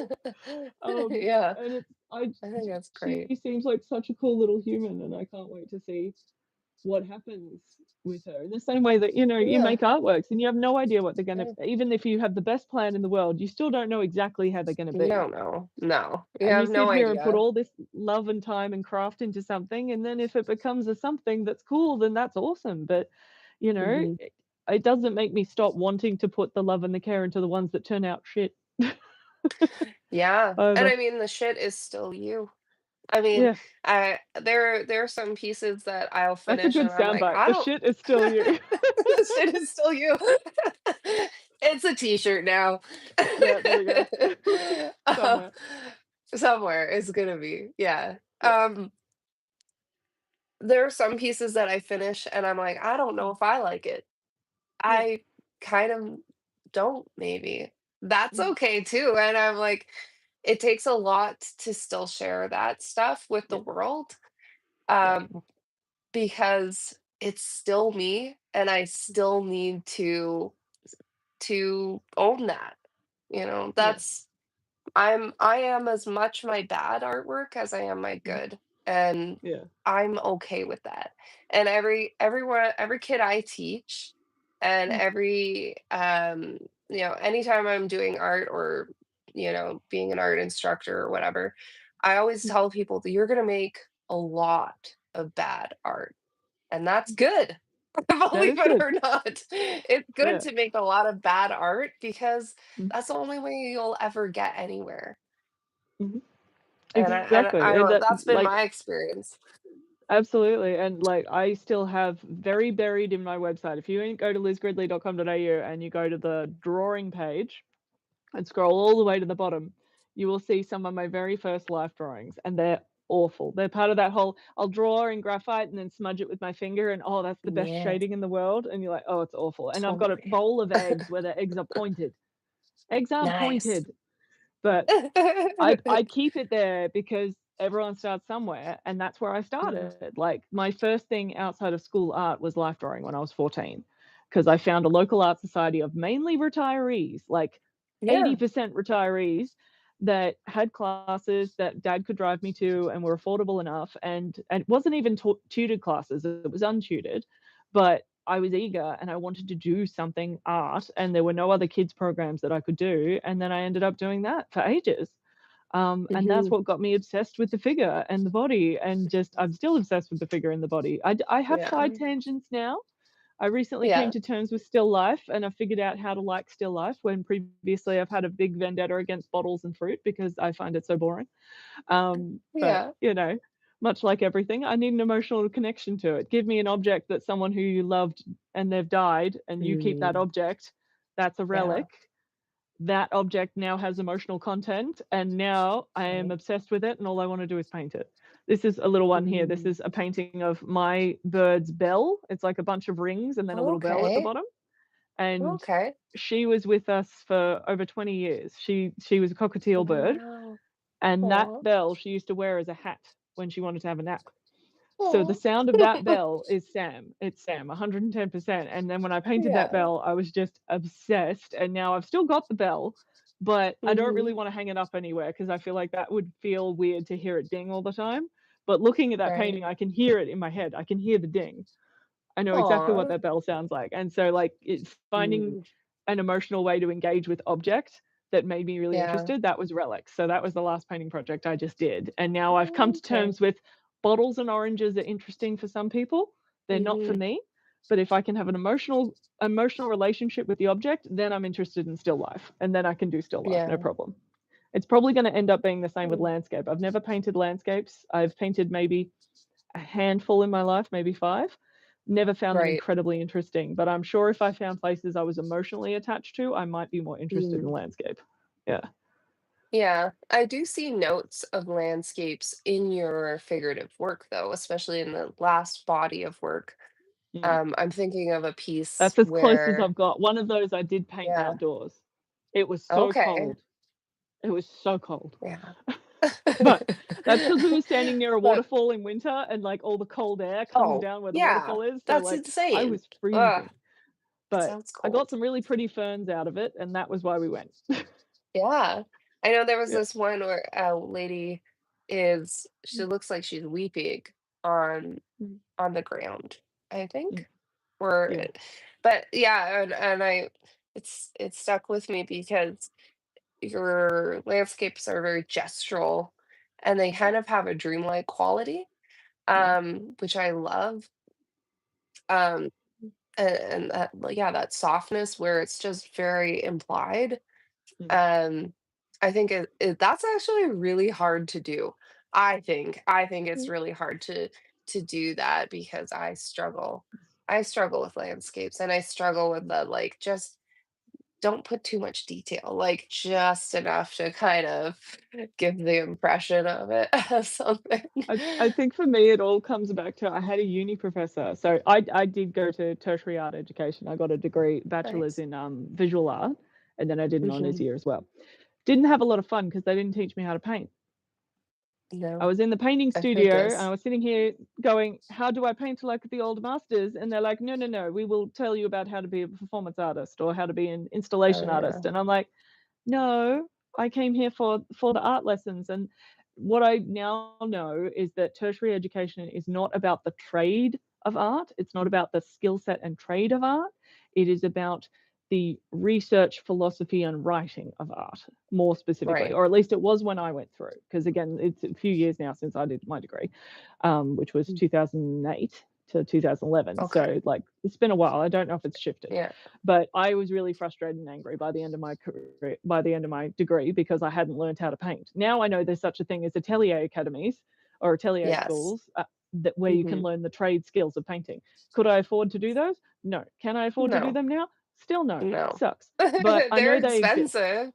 Oh, Yeah. so I expensive. think if I Um, could, and there's none near here, like, yeah, I would have to, like, move to California or somewhere like that. yeah, Um, yeah. so there's that inaccessibility Hmm. quality to ateliers as well, where Yeah. it would be lovely to just get to sit at the arm Mhm. of someone who's really been a painter for a long time, but that's just Mhm. not the reality for a lot of people. I kind of feel like that's my retirement plan is no matter where I get in my career, when I'm like 70, I'll be all like, I'm going to Florence for 2 years. Cool, come with me.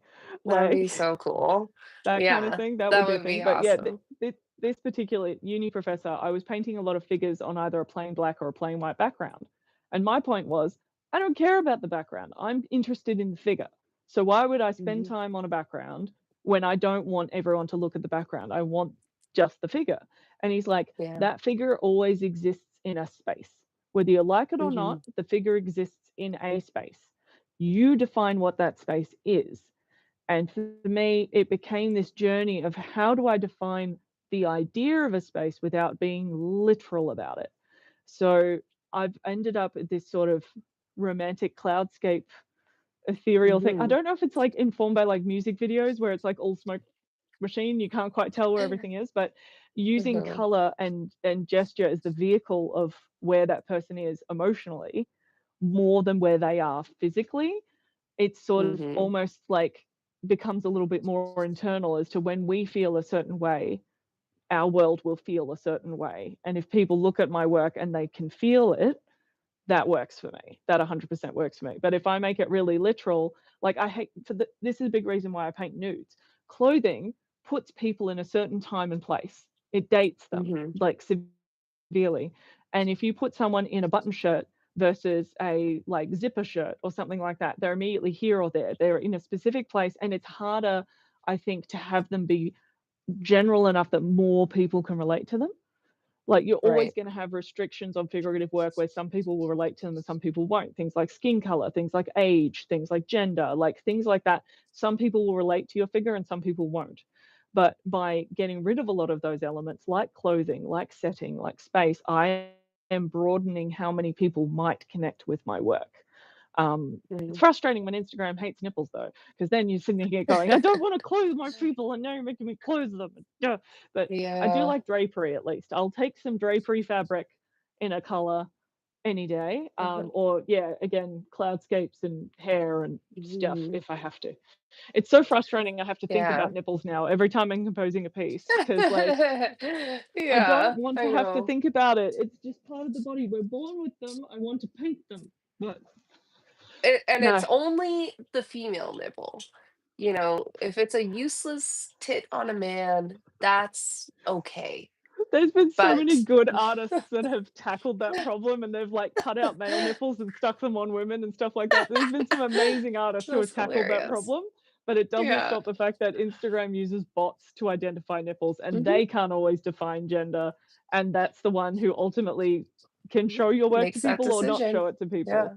It's I know it's I did a solo show and I before I painted anything, I just purposefully covered all the nipples yeah. with floating things because I it was about that. It was like Mhm. about how um the social media thing is shaping how we feel about ourselves and how we Yeah. see ourselves and but yeah, unfortunately it's a it's an issue in the art world because we rely so heavily Mhm. on on social media to connect Yeah. us because we're kind of the odd ducks wherever we are, right? Like Yeah. there even in Australia, which I feel Mm. like has uh, a lot of really good contemporary um, art world stuff happening in it. Even there, I'm Depends where you are sure in Australia, but yeah. I'm sure. I mean, as an outsider looking Mm. in, there Yeah. it seems like there's a lot of cool stuff coming out of Australia. Mm. Um, but I'm not there. I don't know, right? No. Um, That's all but what was I saying? Oh goodness, I right. lost my thought. But You did the um, art show about covering the nipples, and we have to rely on yes, technology. Yeah, yes, awesome.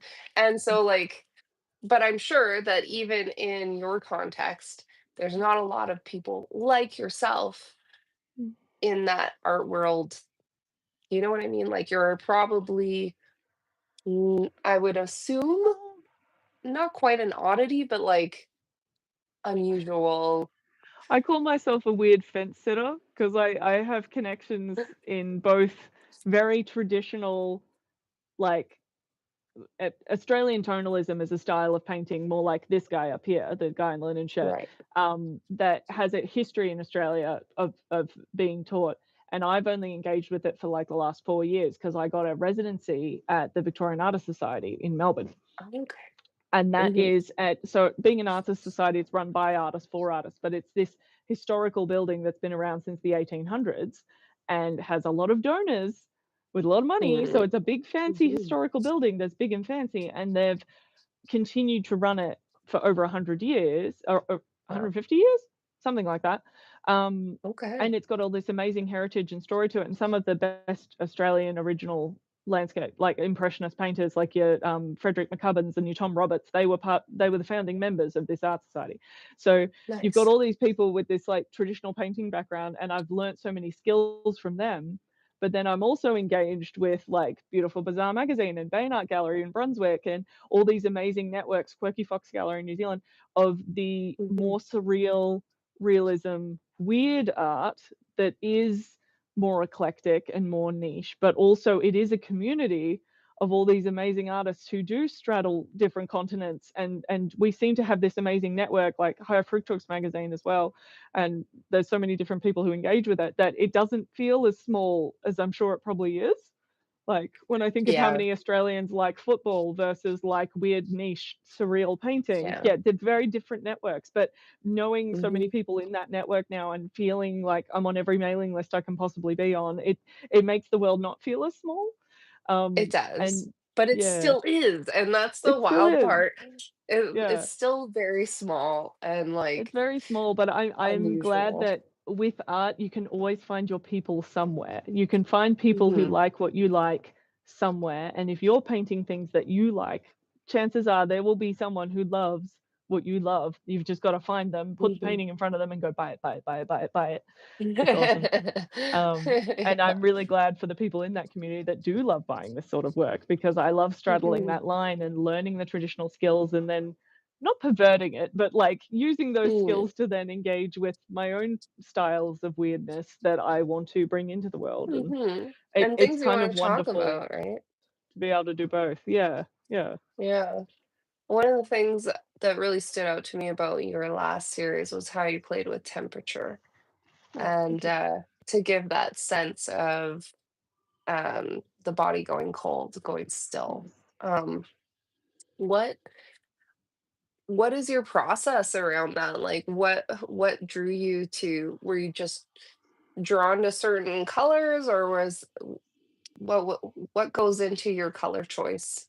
There was a little bit of a love affair with Michael Harding's Indigo, particularly. Okay. um, I do It's a beautiful find. color. Oh, it's a beautiful color. It's stunning Yeah. paint. Like, I only own maybe Mhm. 4 tubes by Michael Harding, but, each one I've sort of spent a lot of time with and gone, "This one's really pretty," and, like, for context of people who don't know, Michael Harding oil colors are a lot more expensive than a lot of other brands They are. because 'cause they're Mhm. incredibly high pigment load. Mhm. And working in an art supply shop, I'm very curious about art supplies, so I do have a lot of Mhm. experimenting in materiality that I like to do alongside my practice. I don't always realize Mhm. I'm doing it. Sometimes I'm just literally playing with something at work and then I get obsessed with it. Like at the moment, I'm really into pastels because I've been drawing with some pastel pencils for work. Okay. And now I suddenly want to do like final finished work in pastel. And I'm like, ooh, I haven't done Wow. that before. That might be fun to explore. So I'm at the very start of Yeah. that road, maybe. But at the same time, yeah, when you're emotionally thinking about something, the materials will appeal or not appeal in different ways. And when I was Mhm. creating these works, I sort of went, I want the pieces to really sort of build forward. And I work on aluminium, and aluminium has this great quality where if you paint really thin, you can preserve that reflection versus if you Mhm. paint or paint with transparent pigments more so. And then if you paint opaque and more layered, it becomes more sort of bodied and it comes forward a little bit more. So I wanted to have that relationship present where a lot of the background sort of did show that reflective quality so that the person viewing the work can see it shift as they move past it with the light. But then the actual Mhm. figures be a lot more solid and be built forward. So I was using a lot of the grisaille method where you paint in monotone first and then do all Mhm. your composition and your values, make sure your darks and your lights are all there before you add color. And as part of Mhm. that relationship, when I had all these works lined up, I decided rather than using black and white, I'd use indigo and white for my underpaintings Okay. because it started it quite cold, as you say, and that color Mhm. was more attractive to me in terms of it was already activating the figure in one way, even though it was still a monochromatic underpainting, it was Yeah. activating a mood from the start. And even though in some works, like there's one work about cremation that is very fiery and it's magenta and bright yellows and whites and things. That Yeah. one is so different to a lot of the other ones in that collection because I did obliterate a lot of that indigo color, but the indigo color being underneath, it still sort of added that value of cold to it, and you'll see that the sort of temperature of the body changes as it goes up.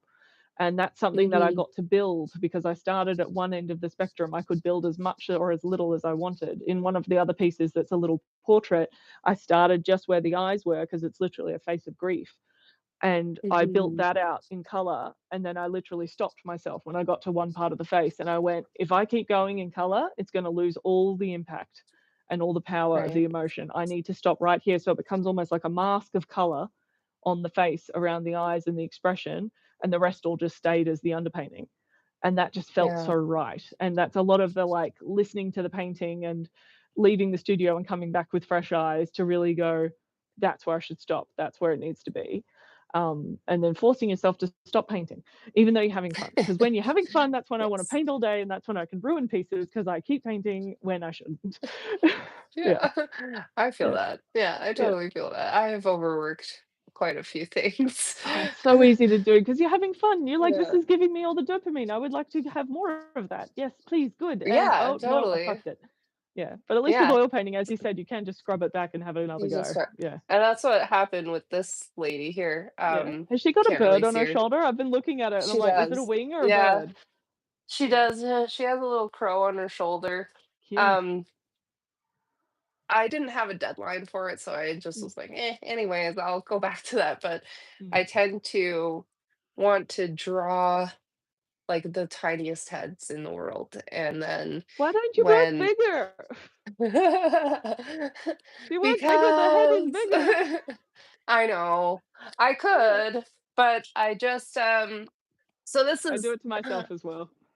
yeah, this is also Mm, like this isn't aluminum like what you're working on, mm. but this is the dye bond.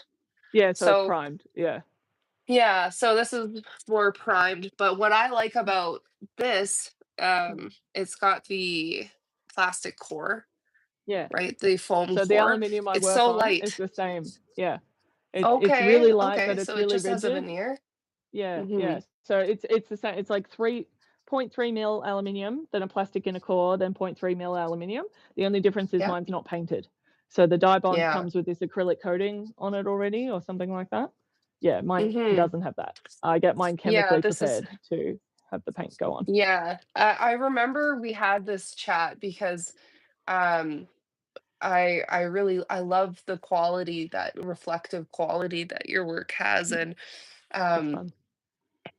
and there's not a lot of people that paint on aluminum like that. It's a Probably because how much it's of a bitch definitely it is to get it chemically prepared. it is, right? Excuse me. Yeah, like from the sounds of Because it. copper has the natural property of wanting to grab onto oil and secure it. That's Mhm. why Rembrandt painted on old copper etching plates because copper naturally has that chemical quality, but aluminium you have to get it chemically prepared. And if you try and do it Right, yourself, it's like really hazardous and gross. And luckily, right. I have somewhere that does conversion coatings like within driving That's distance, good. like 25 minutes away. So I just take panels Nice. to them and they prepare them and then wrap them up in paper and then I unwrap them when I'm ready to paint. And I've got to make sure I wear gloves and things because if I touch them with my fingers, the oil from my Yeah, it fingerprints goes soaks straight up. on the panel. That's Yeah, what you were saying? That's wild. it's a bit awkward, but I have one it's of your fun. pieces actually, and I just What? haven't set up Oh, my you I haven't do? set up my, Oh, yeah, yeah, I haven't set that's right. everything up in here yet. That's fair. It's So this is a studio somewhere. outside your house, isn't it? Yeah, so that well, Yeah. it's not outside, it's, like, in my garage, so, Oh, is it? Oh, um that's so cool. yeah, I don't know where I put it right now, but I have a That's tiny okay. little one of your Oh, pieces, and tiny it's little about Liz. Yay. Little Yay! guy, little Blade Runner tribute. Yeah. I remember Um, him. He's such cute. Yeah. yeah, He was I my love first that YouTube one. video that, like, did reasonably okay, Oh, and I really? was like, Oh, "That's so nice. nice." Yeah, yeah. It's a beautiful I'm so piece, glad I you like that. just have, I'm glad you like that. I haven't put anything up That's yet. okay. Most of my Yeah, artworks in here are actually artworks by other people. That's a different artist. That's Ignacio. That's a different artist. That's Lucy Maddox. nice. What else? That's one of my prints, that's from a workshop, and then over here like, most of my art in my house is not my art, it's the art I bought Oh, off other people, nice. and then people come to my Mhm. house and they're like, "Oh, look at all your paintings, they're all really different." I'm like, "None of them are mine." That's why. But I'm lucky enough, I've got a studio 3-minute drive from my house. It's Okay. the upstairs office for a factory. They had 2 Oh. offices and one other artist was using the other office, and I was like, "Oh, you guys have studios?" And he's like, "Well, I have 2 studios, but only 1 artist." And I'm like, "Hi." Oh. And I started hiring that when my daughter was 2 and a half, and Mhm. game changer. As a mum and an artist, Yeah. having a studio physically outside the home, like, hopefully you get the same experience with your garage, Mhm. she can turn off that "I need mum" impulse better when I'm out of the house. And I can Yeah. turn off the awareness fatigue because you know how you just get awareness fatigue of Mhm. I need to be aware of where they are at all times, make sure everyone's being safe, make sure people have gone to the toilet, make well, hopefully you don't need to worry about that anymore, Mm. but gone to Not the toilet, have hopefully. eaten food, are doing what they need to be Yeah. doing, lined up the next thing that they're doing, and then I'm also trying to work on art at the same time. Like that, all those Yeah. awareness things and art at the same time. It's freaking hard. It's hard. I And going to know. my studio, I can just turn that off and go, my husband is with my daughter.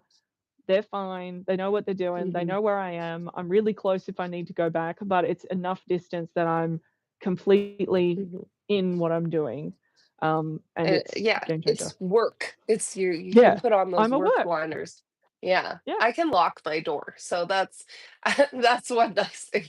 I can be like, "No," but my kids are My older now, daughter would so I not don't stand have for that. that. She would Yeah. find a way through. I'm sure. I'm sure my kids probably Yeah. would too, but they're old enough now that they Yeah. don't need me in the same way. But And at the I same time, they probably mostly think understand the concept of you being at work. That's a different yeah, concept for an older kid than it is for a absolutely. young one. Yeah. Oh yeah, absolutely. And I mean, I definitely had phases where, my studio was my bedroom Mm, or it was my kitchen table. mm. It was just recently my kitchen table. Like it's not even Yeah. that long ago, right? Like, or This room I'll, was my studio. We've just converted it into a guest bedroom. So yeah, literally all my art stuff is shoved against this one wall, and it's not even the art stuff now. yeah. Now it's the art admin, the art Mm, storage, and like all the other little superfluous things that you have. Like I've got a whole so collection of like much. still life objects on the top of the bookshelf, and everything Hmm. I'm actively working on is at the main studio.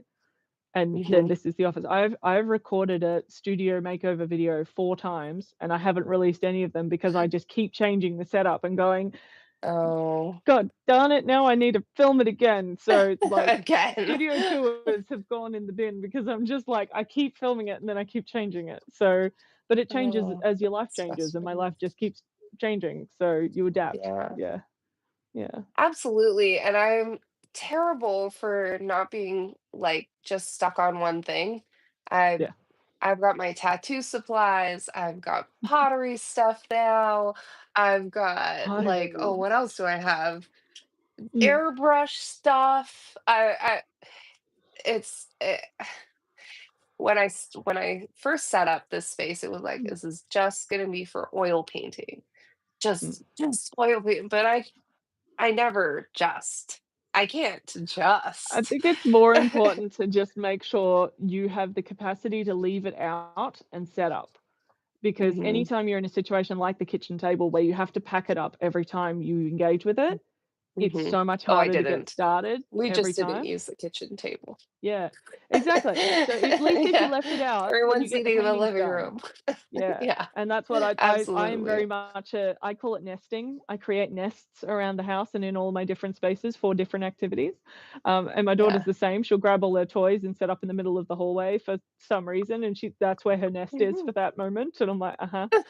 Trying to convince her to pack up her nests is a whole nother story, but it it it allows Yeah, your brain to basically activate what it needs in that moment. And sometimes your brain might need to do mhm, pottery and then it might need to do some tattooing mhm, stuff and then it might need to yeah, come back to oil painting. But if it's ready and sitting there, you don't lose all mhm, that roadblock time of trying to set it up or trying to get it right before you actually do the mhm. thing. You can just go straight to doing the thing, which is awesome. Yeah, Yeah. which is great. I mean, really, I don't have enough room to do all those things in this space, especially tattooing because everything needs to Mm. be very, um, Clean. very clean and Mm. very, you can't have any, it's more, it's that cleanliness thing that really inhibits doing tattooing on flesh, in this Mm. space.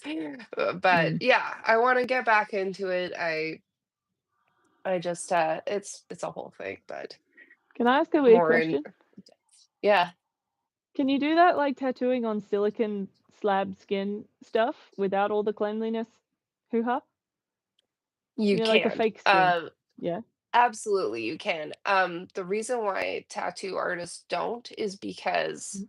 very much like your process, Mm. cleanliness is part of the process. Ah, that makes sense. So no one Yeah, wants to get into bad habits. So a lot of yeah. times when you are practicing on silicone, which Mm. I hate silicone because it doesn't Oh. behave like skin at all. Oh, Um, boo.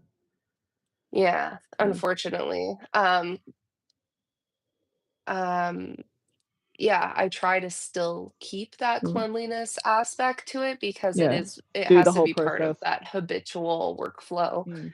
That Yeah. makes sense. That makes sense. Yeah. No, I Yeah. saw someone in Melbourne doing, like, the paint and sip sessions, but it was, like, Yeah. beginners tattooing on silicone, and I'm like, "I wanna do Oh. that. I wanna do that so bad." 'Cause I've got tattoos, but I've never done tattooing, and Yeah, and it is that curiosity thing, like, where we started, like, absolutely. you can't turn off the curiosity. No. Sculpting as well, I I've think dabbled in sculpture, I love sculpture, but I mhm, just don't put the time in because I'm my biggest curiosity is still oil painting, which I'm thankful for because it's the one I've put mhm, my most time in, and I don't wanna suddenly not wanna absolutely. do it ever again after I put all this time into it, but it is something I always come back to primarily, even though I Mhm. do like following the other curiosities, like coloring books. I'm probably not if I can finish this coloring book, I will probably not touch another one for 2 years, I guarantee you. But if I can finish Yeah. one, I will feel so accomplished. So, Yeah. yeah. Well, and I think the other curiosities inform the main one, right? Mm. When I've Absolutely. done something else, I always find that when I come back to oil painting, that I've Mm. learned something Yeah. about about whatever it might be, something unexpected. Mm. And I would say though, when I Mm. compare, um, oh, well, of all the things that I've done, whether pottery, painting, Yeah. sculpture, it doesn't matter. Tattooing is the Mm. hardest one that I've Mm. ever attempted, and I think that Is that it's technically or because emotionally or technically, technically? absolutely, Okay. Yeah. technically, it is a very difficult medium to do well. There's Mm. a lot of people who do it badly Oh, yeah. and do it for a long time badly. And You can see that in there's the tattoos. Yeah. sometimes you can, and then and I think it's also that like learning curve of what to look Mhm. for. Mm. Um that was a whole thing for me too, where it's like, I think this is good. And then someone who's been doing it for 10 years will go, this and this and this. This Yeah. is why it's bad. And you're like, oh, Mm. okay. And this is why this fresh tattoo is gonna look like shit once it heals. Mm. Um, that's a big one too, where you just Mm. it'll look fine at first and then the skin closes up and heals over and it Mm. doesn't look good. But I think when it comes to tattooing, one of the biggest um one of the biggest things about it is the canvas itself. Mm. Each person, their body's makeup is so different and Mhm. hard to anticipate. That's where that human variety just Yeah. is the wild card that, Yeah. um, is the spice of life. So, that was that one's wild, like, I've Mm. sat down to tattoo somebody, and they're young, and they look hydrated, and they've done all Mm. the things, and you start in, and they're like, "Oh, I guess this really hurts a lot more than I guess I should have told you I have fibromyalgia." And you're like, "Oh, what? Okay." Like, yeah, that Yeah. totally changes how the ink Mm. is going to sit in your skin now. because Yeah. you have basically an autoimmune disease. Yeah. And yeah, and so it's just like there's Mm. so many variables to tattooing because there's so many variables to people. Wow.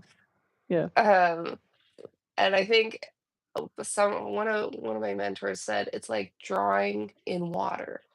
And Yeah. that is very, very much like the feel where yeah, you feel Mm. like you're drawing on like this Mm. watery surface. It's very strange. That sounds so cool. Yeah. Like, Yeah, it's pretty I know wild. you're saying how hard it is, but it's just making my Mhm. curiosity even more excited. Um, in Absolutely. a way where Yeah, I no. don't wanna be a tattoo artist, I just wanna learn how to tattoo Mhm. because it looks interesting and fun, and Mhm. that's the It worst part is is. I can't turn off the curiosity, so I live through other YouTubers doing the thing, so I can watch them Yeah. doing the thing while I'm doing my thing and then get my curiosity sated from that.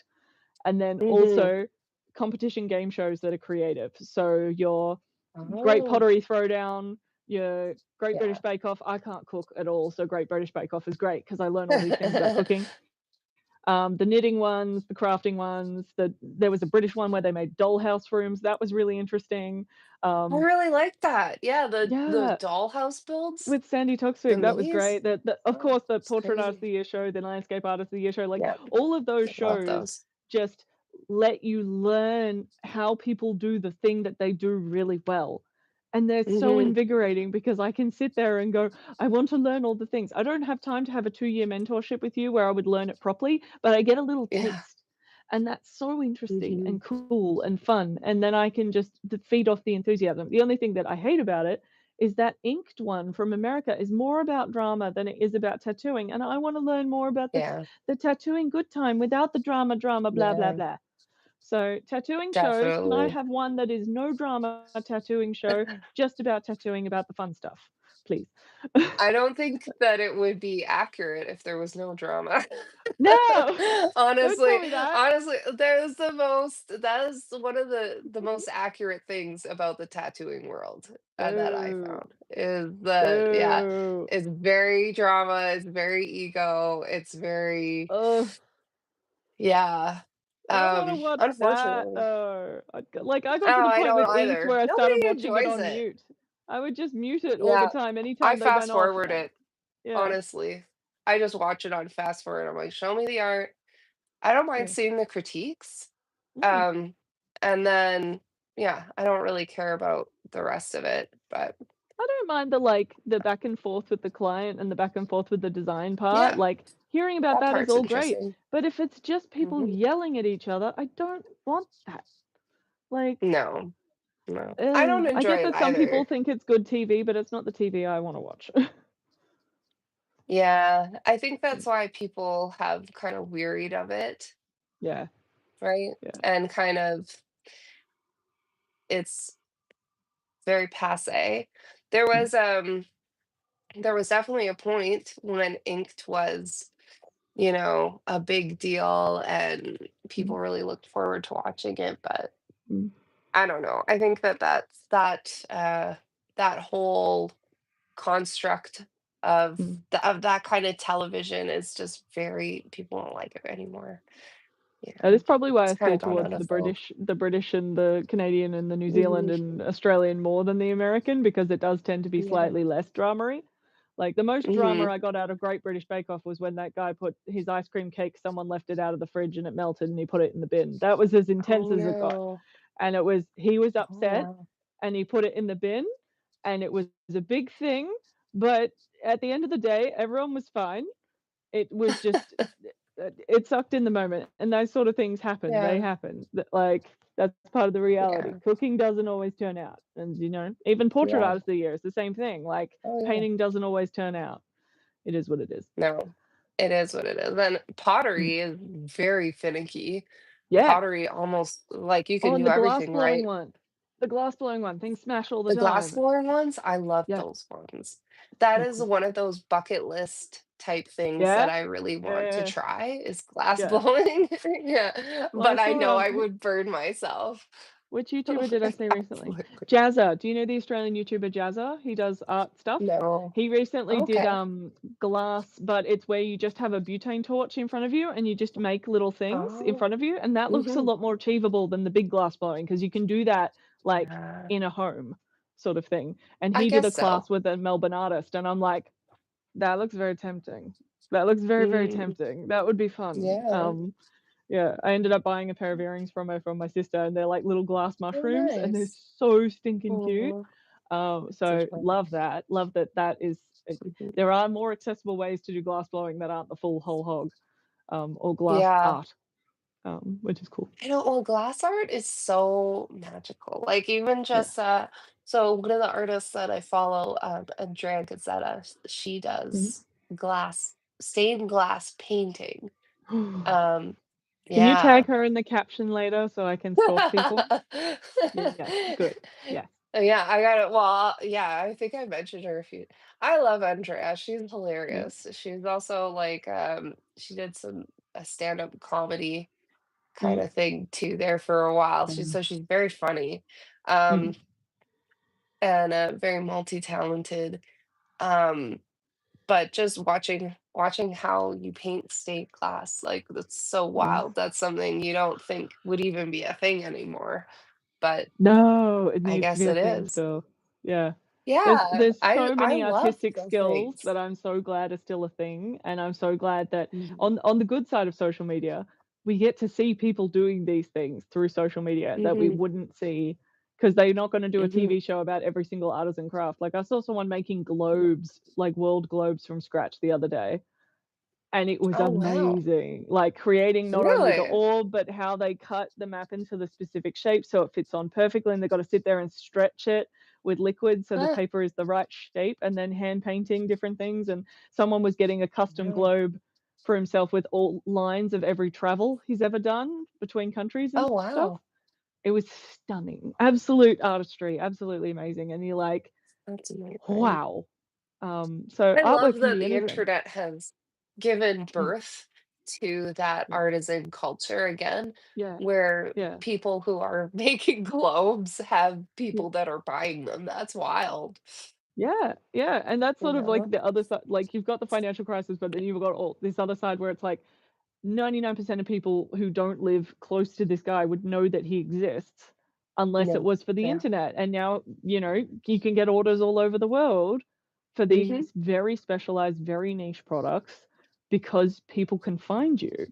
And I hope we Mhm. don't lose that in the way that the internet and the digital world is changing with AI and things like that. I Mhm. hope we don't lose that ability to find things and find people. Mhm. Because yeah, I think we have probably taken Google for granted a little bit. And now that they're talking about Mhm. changing it to AI assistant only, I'm looking into DuckDuckGo and Ecosia and other things, and I'm just like, Mhm. I have taken search engine for granted. I remember the days of Yahoo and Jeeves, and Google was the good one, and now it's turning into the evil one. You live long enough to Mhm. become the supervillain. Anyway, um, yeah, that.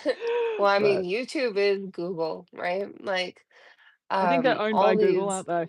Yeah, yeah, they are. yeah. Um, Oh no, I'm definitely. slandering the boss. Oh no. I Whoops. mean, it's funny how we have how we have let technology shape us in a lot of ways. Mm, And but I think if you're cognizant of that, you can mm, change anything. That's one of the yeah. interesting things about a lot of these platforms that are free Mm, is just that awareness and mm, connecting with other creative people can mm. change that thing that you feel Yeah, is lacking, right? yeah, Um, very much so. so we have the power, We do. My right? most recent example is I've learnt on Facebook, liberally use the block button. If you see any content you're not Mm, interested in, just block it. Just block yeah, everything. It does not matter that you will never see that person who makes travel vlogs for that specific place that you don't want to go to ever again. Just block it. You don't yeah. have to be offended by them. You can just be not interested and you can use the block button and train your own Hmm. algorithm rather than it trying Hmm. to see through how many minutes you watch something. You just go block, block, block, block, block, block, block, and eventually you'll see things you actually want to see. So I'm doing a Mhm. lot more of that. It's Yeah. annoying, but when you're in the mood, just sit there and liberally block everything you don't want to see. And maybe at some point Yeah. you'll see things you want to see. And remembering on Instagram, there's that thing where you touch Instagram at the top and you can just see the Mhm. people you're following. Remembering to do that when you open the app. I only Mhm. remember one time in 10, but when I do remember, I'm like, oh my Yes. gosh, these are the people I'm actually following. Oh, Right? I can see their art. It's so nice. Uh-huh. Yeah, it's Yeah. true. It's like, I also if you go on the explore page on Instagram, there is a Mm. way to go not interested and Yeah. train your algorithm. Um, Mm. Is it and like two, I holding guess down the spending tile or something? There's some. I I remember think there's a it's way. like in that 3 dots. Mm. The I have an iPhone, I don't know if it's the same everywhere, but you go 3 dots, and then it'll be, like, interested, not interested, and you can go not interested, and then it'll won't Mm. show you that anymore, or that kind of Yeah. thing. Um, Also, they say if you whatever you like or spend time looking at, because your Mm. camera is always tracking your eye, Yeah. motion, it will just show you more of that. So Yeah. if you spend any kind of time, even like Mm. I unfortunately fell down this weird rabbit hole where I found all these very anti-Semitic videos. Oh no. And I was trying to report them because I was like, this Mm. has got to go against some kind of community Mm. guidelines. Like all these Yeah. people talking about the juice and stuff, like trying to get around Mm. these Mm. these algorithms by Mm. using this weird vernacular. And anyways, it just kept showing me more of it, and it Yeah. was 'Cause you'd engaged very with it. Yeah. because I'd engaged with it because I was Mm. like, I've got to like I need to report it, and Meta won't do Mm. anything about it. They're just like, whatever. This doesn't go They get against our views from it guidelines. and their advertisers don't care, They don't which I seem to find ridiculous. care, Because if I was paying to advertise, I would totally care. But, right? you're Like, right, wouldn't these you things will stay care? there And because like, someone's watching it, and they make money off those people who are watching it. and Yeah. unfortunately, it's me. It's like, like Mm. I'm It watching was these for a things bit, like, yeah, yeah, like a yeah, train wreck. And I'm like, yeah, how can yeah, like Holocaust deniers, all these people. yeah. Oh, it was awful. And I realized after a while, like, I Mm. I I can't change this, and You can change I it for can't you. That's the I can thing with the only block change it button. for me. And You can change it for that's you. it. That's like Yeah. the extent The of other thing my is, I do influence. think this is on my peripheral memory, but I do think if an account gets more regularly blocked than other accounts, they do lower it in the algorithm. So that might be Right. even more valuable than reporting, is blocking things, because then it will go, we're not making money off these things because people are actively not watching it by blocking it. Mhm. So I'd rather push something else that's going to make money. Yeah. So even though you can't change the world for everyone, changing it for Mhm. you can be a really powerful tool. Even though if it doesn't feel It's like it at true. first, it can be a really powerful tool. So, yeah. Yeah, and that's a really hard one, right? When you see Mm. people who are being racist, and you see people who are Oh, yeah. saying horrible things, and you're like, I should be able to like the authorities should care, and they Should, don't, should, and should. it's You just said 3 shoulds in and a row. It's should. And that's the problem. The but shoulds you get it's stuck not the on. world we live with. Yeah, Yeah. unfortunately. Yeah. So, It stinks. yeah, it's true. Just Mm. kind of editing my own feed has been, Yeah. at least for my peace of mind, good. Mm. And honestly, like, we go on these things to engage with our minds, and if they're harmful to us, then they're not worth it. And if you can make it a positive space, worth it. Like, I definitely have had Absolutely. to retrain my algorithms a couple of times, because the problem is people send you links, and then you watch those Oh, things, yeah. and then it latches onto that idea. And that's the worst thing is, like, especially when I was a young Mhm. mum, I've got my 2 mums groups, and they would send me links to mum content, and then I would watch it, and then I would, Oh. give it a like if I liked it, or I would send the link to another mum to the other mums group, because I had the 2. I would often send a good one on to the other mums group, and then it was my Mhm. content was all mum stuff. It was all Just mom parenting, it was stuff. all kids, and there was no art Mhm. anymore, and I'm like, Where's all the art gone? Like, that's what I wanna Yeah. see." And, I had Mhm. to viciously retrain it to see the right thing that I wanted to see, and it's frustrating doing that all the time, but at It least, is. every now and then I see stuff I actually wanna see, which is helpful. Yeah. That's good.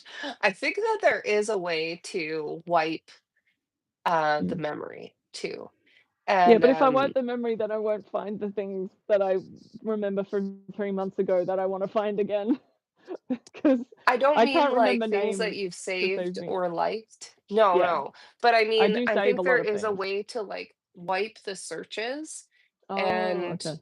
and you can add, Mm. and I can't remember where you find this, but somewhere in your Instagram settings where you can put keywords in there of what you're trying to find. Oh, okay.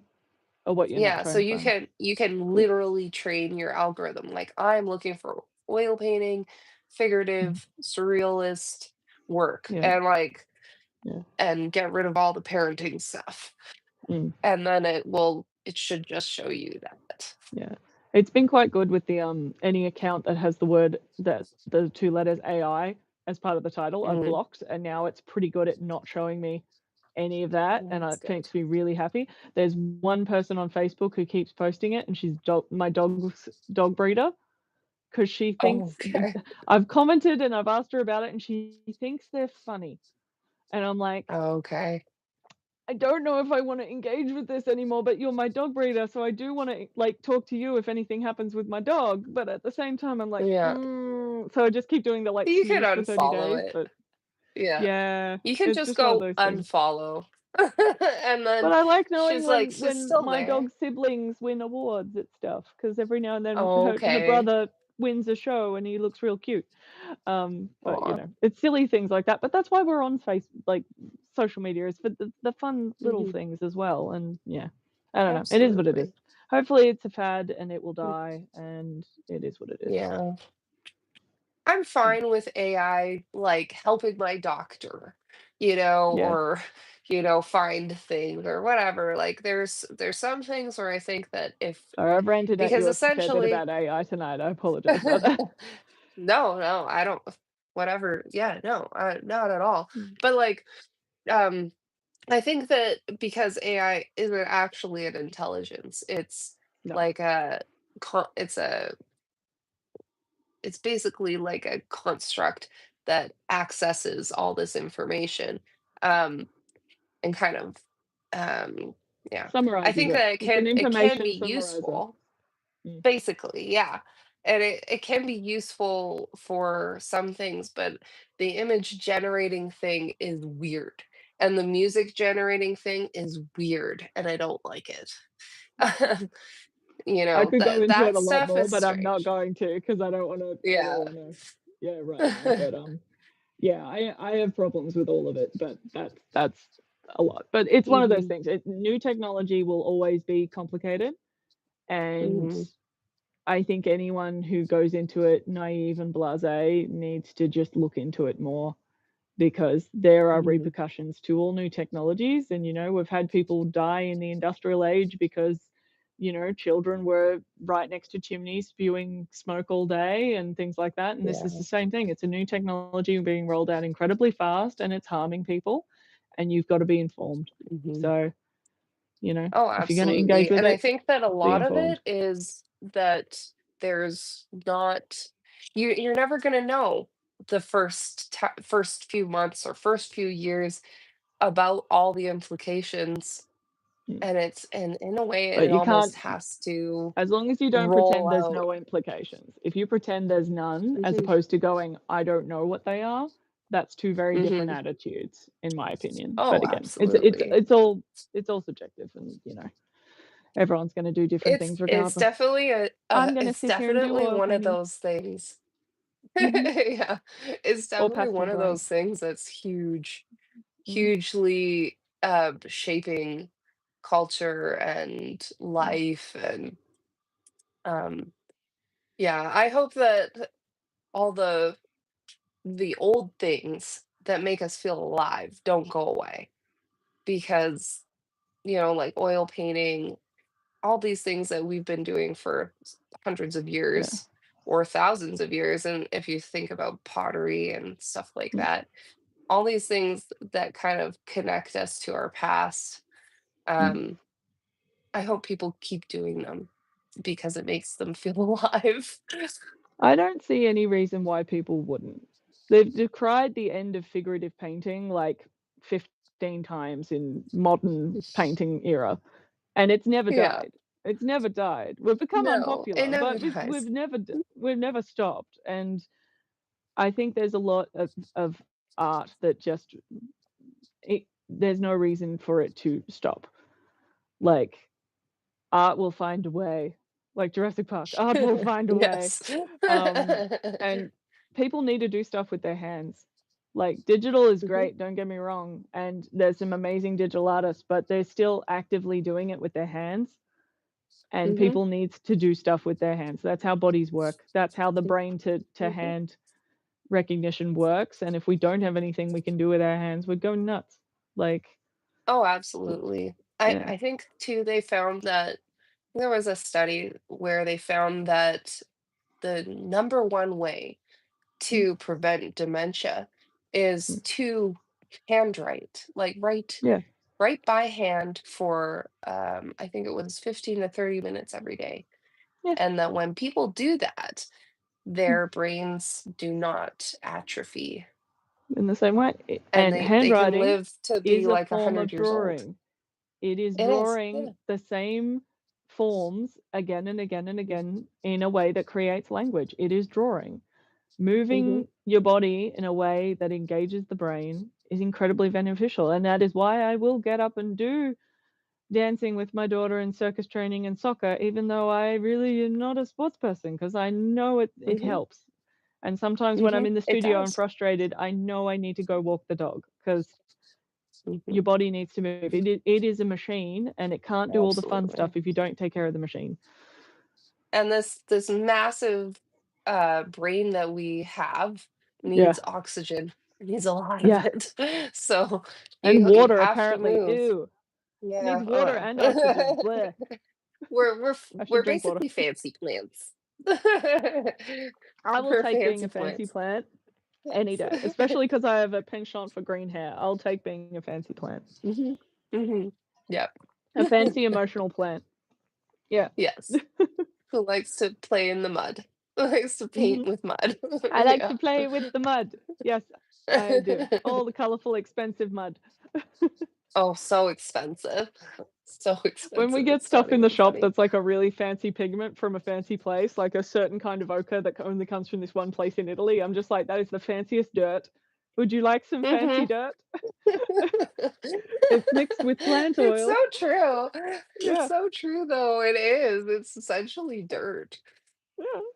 and I The guess we're poster came in. I've essentially got a dirt. jar of dirt. I've got a tube of dirt. It's great. And dirt. That is It's like painting. It's oily that. dirt. Mhm.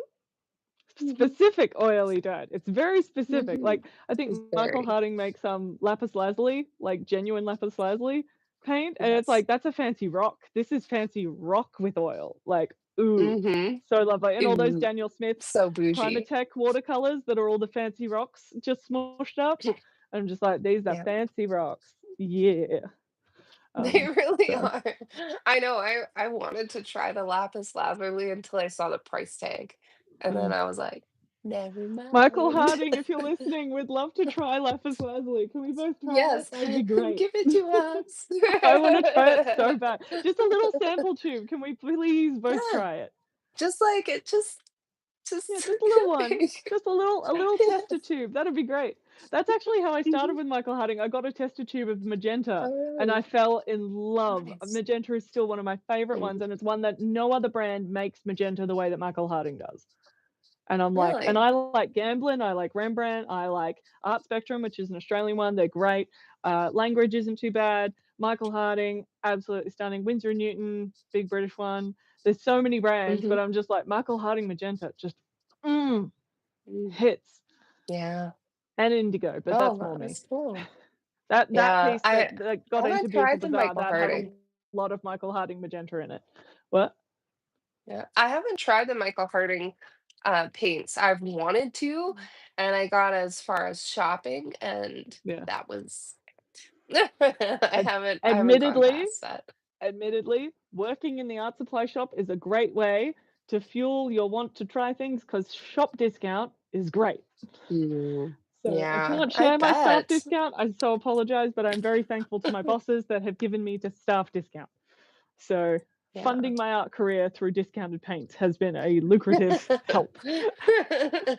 I think that's Yeah, great. I would love that. it's There been very actually helpful. isn't an art supply store in the town that I live in. Yeah, we That's have a sad. Michael's, and Yeah. that's it. Um, Boo. You don't have like no, is Michael's Blick is in okay. Canada? Blick's the other one I hear about a Mm, lot. No. no, that's an American one. Yeah. There are some art stores, but they're about a 2-hour drive, either north or south of me, to get to Edmonton or Mm, Calgary. mm, So, yeah, so I have to order away. yeah. So Well, to actually, be fair, my art shop. Yeah. I just Mhm. ordered some paints because Oh, it's an unboxing to your now. magenta, Yeah, sorry. it's an unboxing now. To We're doing an unboxing? it is. Mhm. Yes. Um, so to your magenta, I Mm. have an obsession with neon pigments. And Controversial. and I've used, so talking about samples, this was a little Ooh. sample amount that I got from Gapka. And so I've Mhm, been using their neons for quite a while, and mm, I like them. They're a mm, small paint house. They're family run, and so they do kind of like handmade oils. Where I've had an issue with their paints mm. is they tend to separate. Oh. So the oil and the pigment body tends to separate, which was Mm. fine for a while, um, because I was doing a lot of glazing, and so it didn't matter that I was getting a thinner amount out of the Oh, tube. so I've just And Googled then them. I can see that their paint mill is very small, so it might not be as forceful Mhm, as the bigger paint mills to smush it together. Because yeah, oil and pigment I think traditionally so. do not want to be friends, and that's why they need to be No. forced to be friends at high Mhm. impact. Yeah, High yeah, impact. sorry, but then you And, were like saying sorry, I yeah, interrupted no, you. and that's an interesting point, and maybe that's what's happening. So, when now that I've been using the pink for years, Mm, I have a lot of hard pigment body left in the mm, tube that I'll have mm, to, like, decapitate the tube, scoop out, mm, and reconstitute with oil mm, because I mm, can no longer use it. mm, So what I've been doing is looking for alternatives. So this mm. is my okay. So this is my Gapka neon, Ooh, and you can see like this is mm, all hard. I can yeah, no longer get that out. mm, So I've been looking at other paint brands, and maybe they've solved that since I bought mm, it. Um, mm, because I think this is one of their first runs. mm. So I bought a Holben's Holbein, yeah, luminous. So and I really like this. It's very buttery. mm, Um, and so I'm gonna do a little comparison video actually mm, with pinks because I've got a few now. And then so I had to order away for these puppies because mm, I've been looking for the Gamlin just came out with a bunch of hot colors, and, yes, I love in me their some hot 1980 colors, range. Yeah. and they're 19 yeah, which is like a student brand, so Well, I just it's got less these so from student, but it's the more paint so spot. it's got a, titanium component to it. So it's not a filler as much as it is a Mm, different, consistency of the pigments. So it will be less right. quantity of more expensive pigments. Because there's that thing with student Mm, paint, there's 2 kinds. There's the less quantity of expensive pigments, and there's the substitution for expensive pigments, which is where you get the word hue all the time in the titles. So if you get, like, cadmium yeah. yellow hue, that is a substitution as opposed to a like Winsor& and Newton's a big one for it. Their student range, like Winton, that just uses less quantity of the cadmium to get the price Mm, down. So this is a hard thing in art shops because you get people talking about student quality oils, and then you've got the super cheap one, which is like your probably your Michael's like cheap home brand one, where they use dyes rather than pigments to create the paint, and that's why they're Right, like $20 for a box of 20 tubes because they're only right. using dyes, and that's why their light fastness is absolute bull. It's absolutely And awful. so with So yeah, neons, mm, with a neon paint, I believe that they are always dyes, yes, and that's because why fluorescent pigments don't neon exist; they are only cannot. synthetic. Yeah. Yes, and that's why neon has such a shit light fastness to it. Mm, Um, and that's just it's just one of the things about neon stuff mm. that it's ephemeral that way, and what I But mean, it's that's just interesting here. life. I'm actually because my curiosity, of course, jumped off. I went to the Gapka website and they actually talk about their light fastness. So they don't have strict ASTM light fastness ratings like most art brands do, but they did a blue Mm, wool test where they showed half of it exposed and half of it covered in light. They didn't say how long for they did that testing for, but they have yeah. really good results of it not fading very much, which is pretty cool because a lot of Well, fluorescent pigments yeah, fade in less than a year if exposed but they directly to haven't been UV. around very long, so there's Mm, that too. Like, I think they've only yeah. been around for maybe, like, less than a Mhm. decade. So, Mm, because I've been using them since they started, mm, and I wanna say that's maybe 5 or 6 years, something like mm, that. yeah. So, um they haven't been around a super long amount of time, but Mm, I know that when it comes to any kind of neon, they mhm. generally are rated at a 1 or 2 light Yeah. fastness. And I believe I've had, and this does say handmade in small batches. Mm, So that and like these guys have been amazing. They have amazing customer service, and I really mhm. do That's really like good. their product. And Mm. they're just a family. Yeah. um, so that's Which kind of most cool. art brands seem to start when the artist can't get what they want from somewhere else, so they start making it themselves. That's how a lot of art Hmm. brands start, and I love that Absolutely. because it's literally Yeah. the person with their passion for their one thing going, Hmm. "Stuff yous, I'm gonna do it myself." So Yeah. And because I even think Michael Harding, I with think he started with just white or something he started making because he couldn't find a white that he liked. the Oh, was it white Michael that he Harding or was it liked. somewhere else? It was Abra oh, maybe it was Gamblin. I think it was Gamblin. He started making just white Okay. because he couldn't Hmm. find the white he wanted, and then after he started making white and that took off, then he started making other colors and stuff like that, but it started with just one You know, thing. I have a Yeah, million whites, and I yeah. still have not found one that I think is I my change my favorite. favorites regularly. I'm back to just titanium. I've gone the full Yeah, gamut, and I'm back to just the titanium full at the moment. gamut. Yeah. I really liked the safflower, Mm, based white from Gamblin. I think I mm. can't remember what it's called now. Radiant, I think. Yeah, And yeah. then I did a piece in Radiant, and then I abandoned it, so it had a year gap, Mm, mm, and it fully yellowed, like, everything yeah, about it was yellow, and I was like, "Oh, I don't love that." But I no. liked that it didn't have a super opaque tint strength. Well, that's the thing. Um, Titanium is a yeah, powerful paint. It is incredibly powerful. Yeah. powerful, and I think the reason I'm liking it at the moment is because I've been practicing using it very sparingly and using Mhm. less than I think, but also treating it as a way to make other tints opaque. So using it as a Mm, vehicle mhm. rather than the end product for what color I want. So I'd almost start when I'm mixing with a little blob of white, then add things to it to get to where I want to go, rather than adding white to a mix and then immediately dyeing and pasteling out. Um, Yeah. one art teacher I've been working with recently, so I've been a student in her class, Lee Macalack. She does Australian tonal realism, and she uses white Mm, in almost every mix she does because she uses it to change the opacity of the color, to make it more yeah. intensely opaque and to make it more solid. And with a lot of my painting, because I do deal with a lot of transparency for good, I find sometimes my Mhm. opaque areas are a bit weak.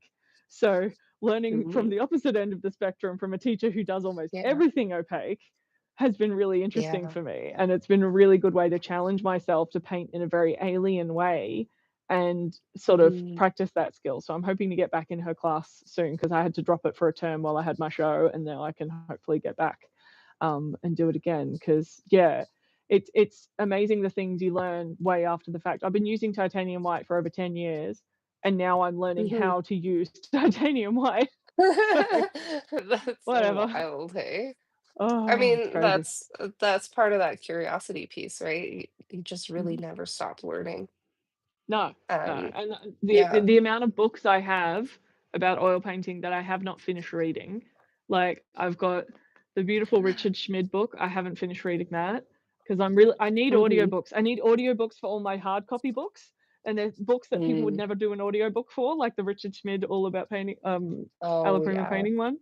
I've got a really beautiful one about drawing, which is like an atelier style drawing course. I haven't finished reading that, and I'm just like, I need time to do all of that outside of normal art life.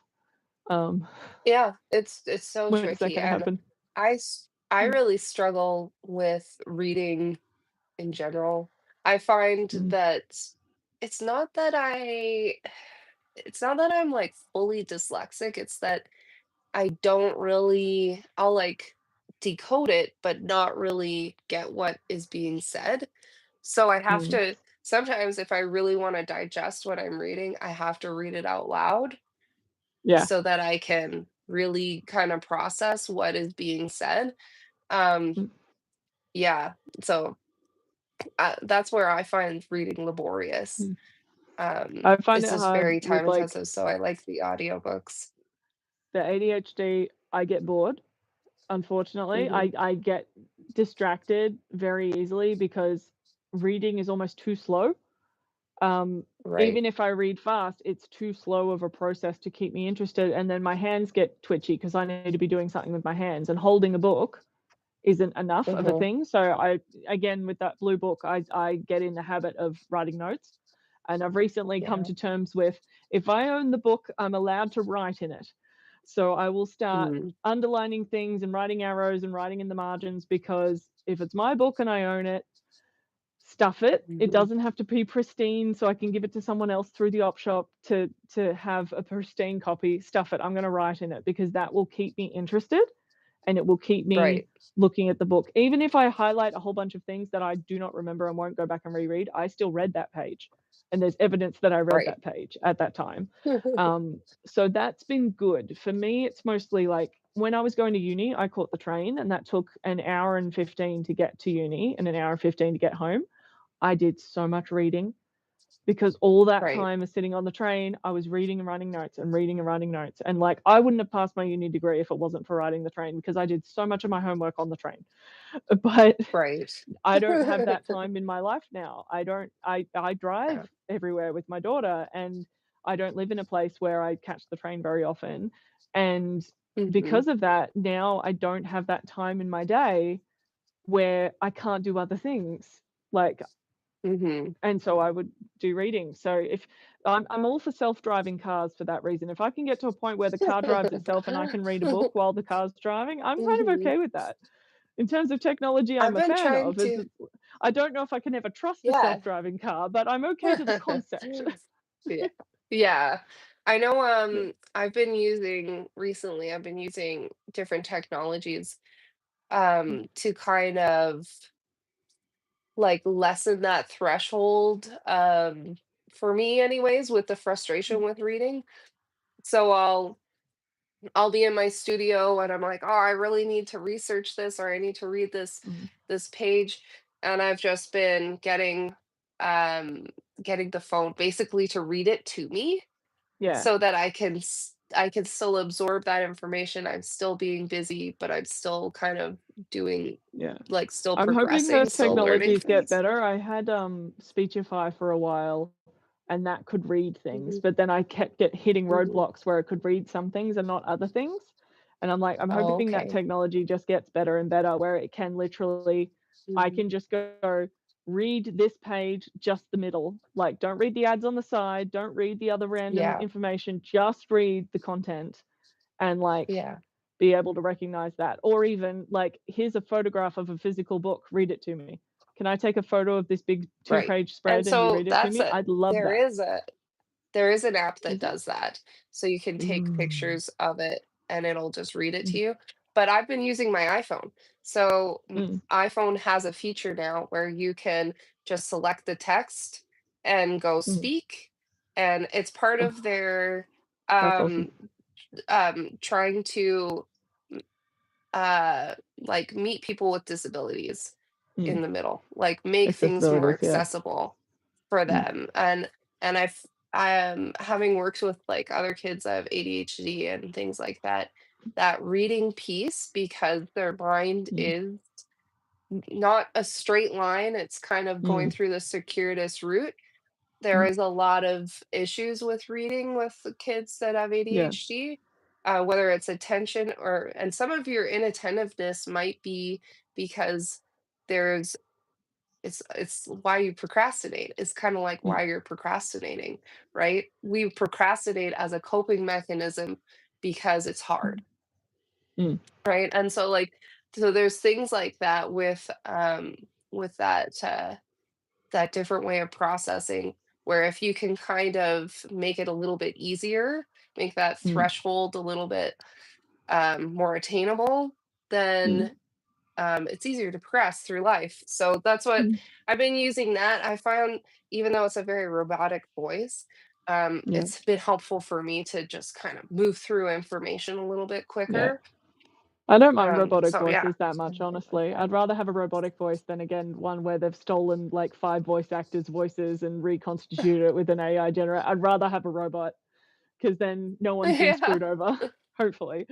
that's Um, true. That's yeah, true. Yeah. yeah. It's a weird That's all thing, good. but I do yeah. apologize. We're getting into 1 a.m. over here, so I should probably go to Oh bed. wow. I'm sorry. It's Time okay. is I wild for really me. enjoyed talking to It's you. This like has been really fun. 8:41. No, I Yeah. and it's weird on this too because Mm. oh, I can see my clock. I can't really tell how much time has been passing. So I'm like, yeah, what time I is have a it? I don't permanent know. phone alarm But that's on my great. phone for midnight so that I leave the studio. Oh, Because I'm a night owl, I'll just keep oh. going, and my husband's put his foot down and go, "You need to have an alarm at midnight so that you start packing up. Because if you don't start packing up, you will not be home until like 2 a.m., and that's too late if you're gonna wake up at 7 with your daughter." Yeah. So I'm like, "Yeah, that's fair." Oh, absolutely. Yeah. Absolutely. Well, um, okay. So if I'm pretty sure I put the links in the description.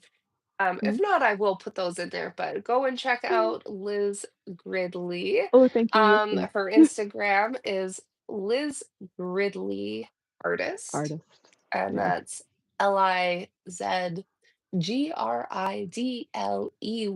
Artist. Mhm. And you can find her on Instagram, on YouTube, Mhm. of course, and on her website.